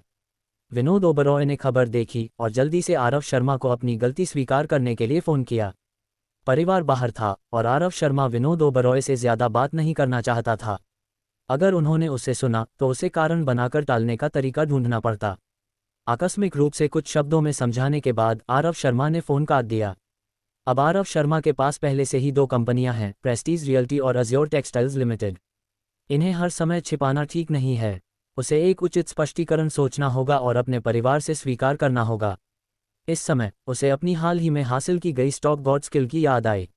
अगर वह कुछ बुल स्टॉक रख सकता है तो वह अपने परिवार को तर्कसंगत रूप से समझा सकता है कि उसके पास इन 2 कंपनियों में हिस्सेदारी खरीदने के लिए पैसा क्यों है। बस करो और कल सिक्योरिटीज कंपनी में खाता खोलने जाओ। रात 10 बजे आरव शर्मा सोने ही वाला था। तारा खन्ना ने उसे एक संदेश भेजा। कल बेहतर कपड़े पहन, मेरे पास तुम्हारे साथ ले जाने के लिए बहुत महत्वपूर्ण चीज़ है। देर होने में कोई दिक्कत नहीं। अगर तुम्हारे पास अच्छे कपड़े नहीं हैं तो जाकर खरीद लो और मैं तुम्हें रिइम्बर्स करूंगी। आरव शर्मा ने अनुमान लगाया कि उसे किससे मिलना है, इसलिए उसने और सवाल नहीं किए और सिर्फ ठीक है जवाब दिया। लेकिन सच कहें तो आरव शर्मा जो कपड़े काम पर पहनता है वे पहले से ही उसके सबसे अच्छे कपड़े हैं। अगर यह काम नहीं करता तो उसे कल मॉल जाकर खरीदना होगा। सुबह 9 बजे 30 minute Aarav Sharma infinity plaza में चला गया। सच कहें तो आरव शर्मा को तथाकथित अच्छे कपड़ों की कोई अवधारणा नहीं है। इसे क्या कहते हैं? क्या यह अच्छा दिखता है या ये महंगा है या इसकी गुणवत्ता अच्छी है? इस समय तारा खन्ना ने उसे एक और संदेश भेजा। ब्रांड्स खरीद, डियोर, अरमानी, डीएनजी, कोई मिश्रित ब्रांड मत खरीद। ऐसा लगता है कि तारा खन्ना ने जो कहा वह मशहूर ब्रांड्स खरीदना है। यह आसान है, इन ब्रांड्स के अनुसार खरीदो। मॉल में साइन पर चिन्हित स्थान के अनुसार आरव शर्मा ने पहले अरमानी ढूंढा। आरव शर्मा पहले कभी ऐसी ब्रांड स्टोर में नहीं गया था और उसे चिंता थी कि यहाँ के क्लर्क वैसे ही घमंडी होंगे जैसे लिखा जाता है। उसके साधारण कपड़े देखकर उन्हें लगता कि वह इसे खरीद नहीं सकता और फिर हर तरह से अपमान करते। इस स्थिति से बचने के लिए जैसे ही आरव शर्मा कमरे में घुसा उसने वेटर को बुलाया कि वह उसके लिए कपड़े ट्राई करने आए। उन्हें चुनने और कचरा बातें करने का मौका न दें। वह सीधे सेवा के लिए नहीं बुलाता। क्लर्क अभी तक नहीं आए। सही है, 8 दुकान सहायक वाकई आने का कोई इरादा नहीं रखते थे। ये कहना कि कला जीवन से आती है गलत नहीं है। ऐसा अक्सर टीवी शो में देखा जाता है। उदाहरण के लिए बिक्री कार्यालयों, लग्जरी स्टोर्स या लग्जरी कार स्टोर्स में शॉपिंग गाइड साधारण कपड़े पहने ग्राहकों को तुच्छ समझते हैं। सोचते हैं कि वे इसे खरीद नहीं सकते, वे मनोरंजन नहीं करना चाहते। अंत में मेहमानों ने ताश खोले और एक साथ कई घर खरीद लिए। शॉपिंग गाइड को पछतावा हुआ और वह नहीं चाहता था। पहले आरव शर्मा ऐसी कहानी देखकर सिर्फ हंसता था। उसे नहीं लगता था कि वास्तव में ऐसे अपमानजनक सेल्सपर्सन होंगे। अब उसे पता चला कि वाकई ऐसे लोग हैं और काफ़ी हैं। यह नहीं, एक स्टोर में 8 हैं। सेल्सपर्सन हमेशा लोगों को देखकर खाना तैयार करता है और उसे लगता है कि ग्राहक के पास खरीदने की क्षमता नहीं है तो वह समय बर्बाद नहीं करना चाहता। हालांकि आरव शर्मा ने इस स्थिति से बचने की पूरी कोशिश की थी, फिर भी जो होना था वह हुआ। अंत में स्टोर मैनेजर ने कंप्यूटर चालू किया और जवाब दिया, खुद देख लो। अगर तुम्हें कुछ पसंद आए तो हम तुम्हें कपड़े ट्राई करने के लिए देंगे। आरव शर्मा बहुत गुस्सा हो गया। वह सुबह जल्दी खुशी से कपड़े खरीदने आया था लेकिन उसका अच्छा मूड इनके द्वारा बर्बाद हो गया। आरव शर्मा ने सोचा, तुम मेरा अच्छा मूड बर्बाद करते हो और मुझे तुम्हें सारा दिन खराब मूड में बिताने देना होगा। इसके बाद उसने जोर से कहा, मेरे घर को अभी तोड़ा गया है और मैं रिश्ते के लिए अच्छे कपड़े खरीदने जा रहा हूँ। मेरा बजट 1 लाख है, लेकिन मुझे यहाँ के कपड़ों की कीमत नहीं पता और मुझे नहीं पता कि कौन सा चुनना है। तोड़फोड़ 1 लाख। 8 दुकान सहायकों ने तुरंत ऊपर देखा। इन 2 शब्दों का उन पर बहुत बड़ा प्रभाव पड़ा। इसके बाद 8 लोग तुरंत बाहर दौड़े, प्रत्येक ने एक सेट कपड़े चुने और आरव शर्मा की ओर दौड़े।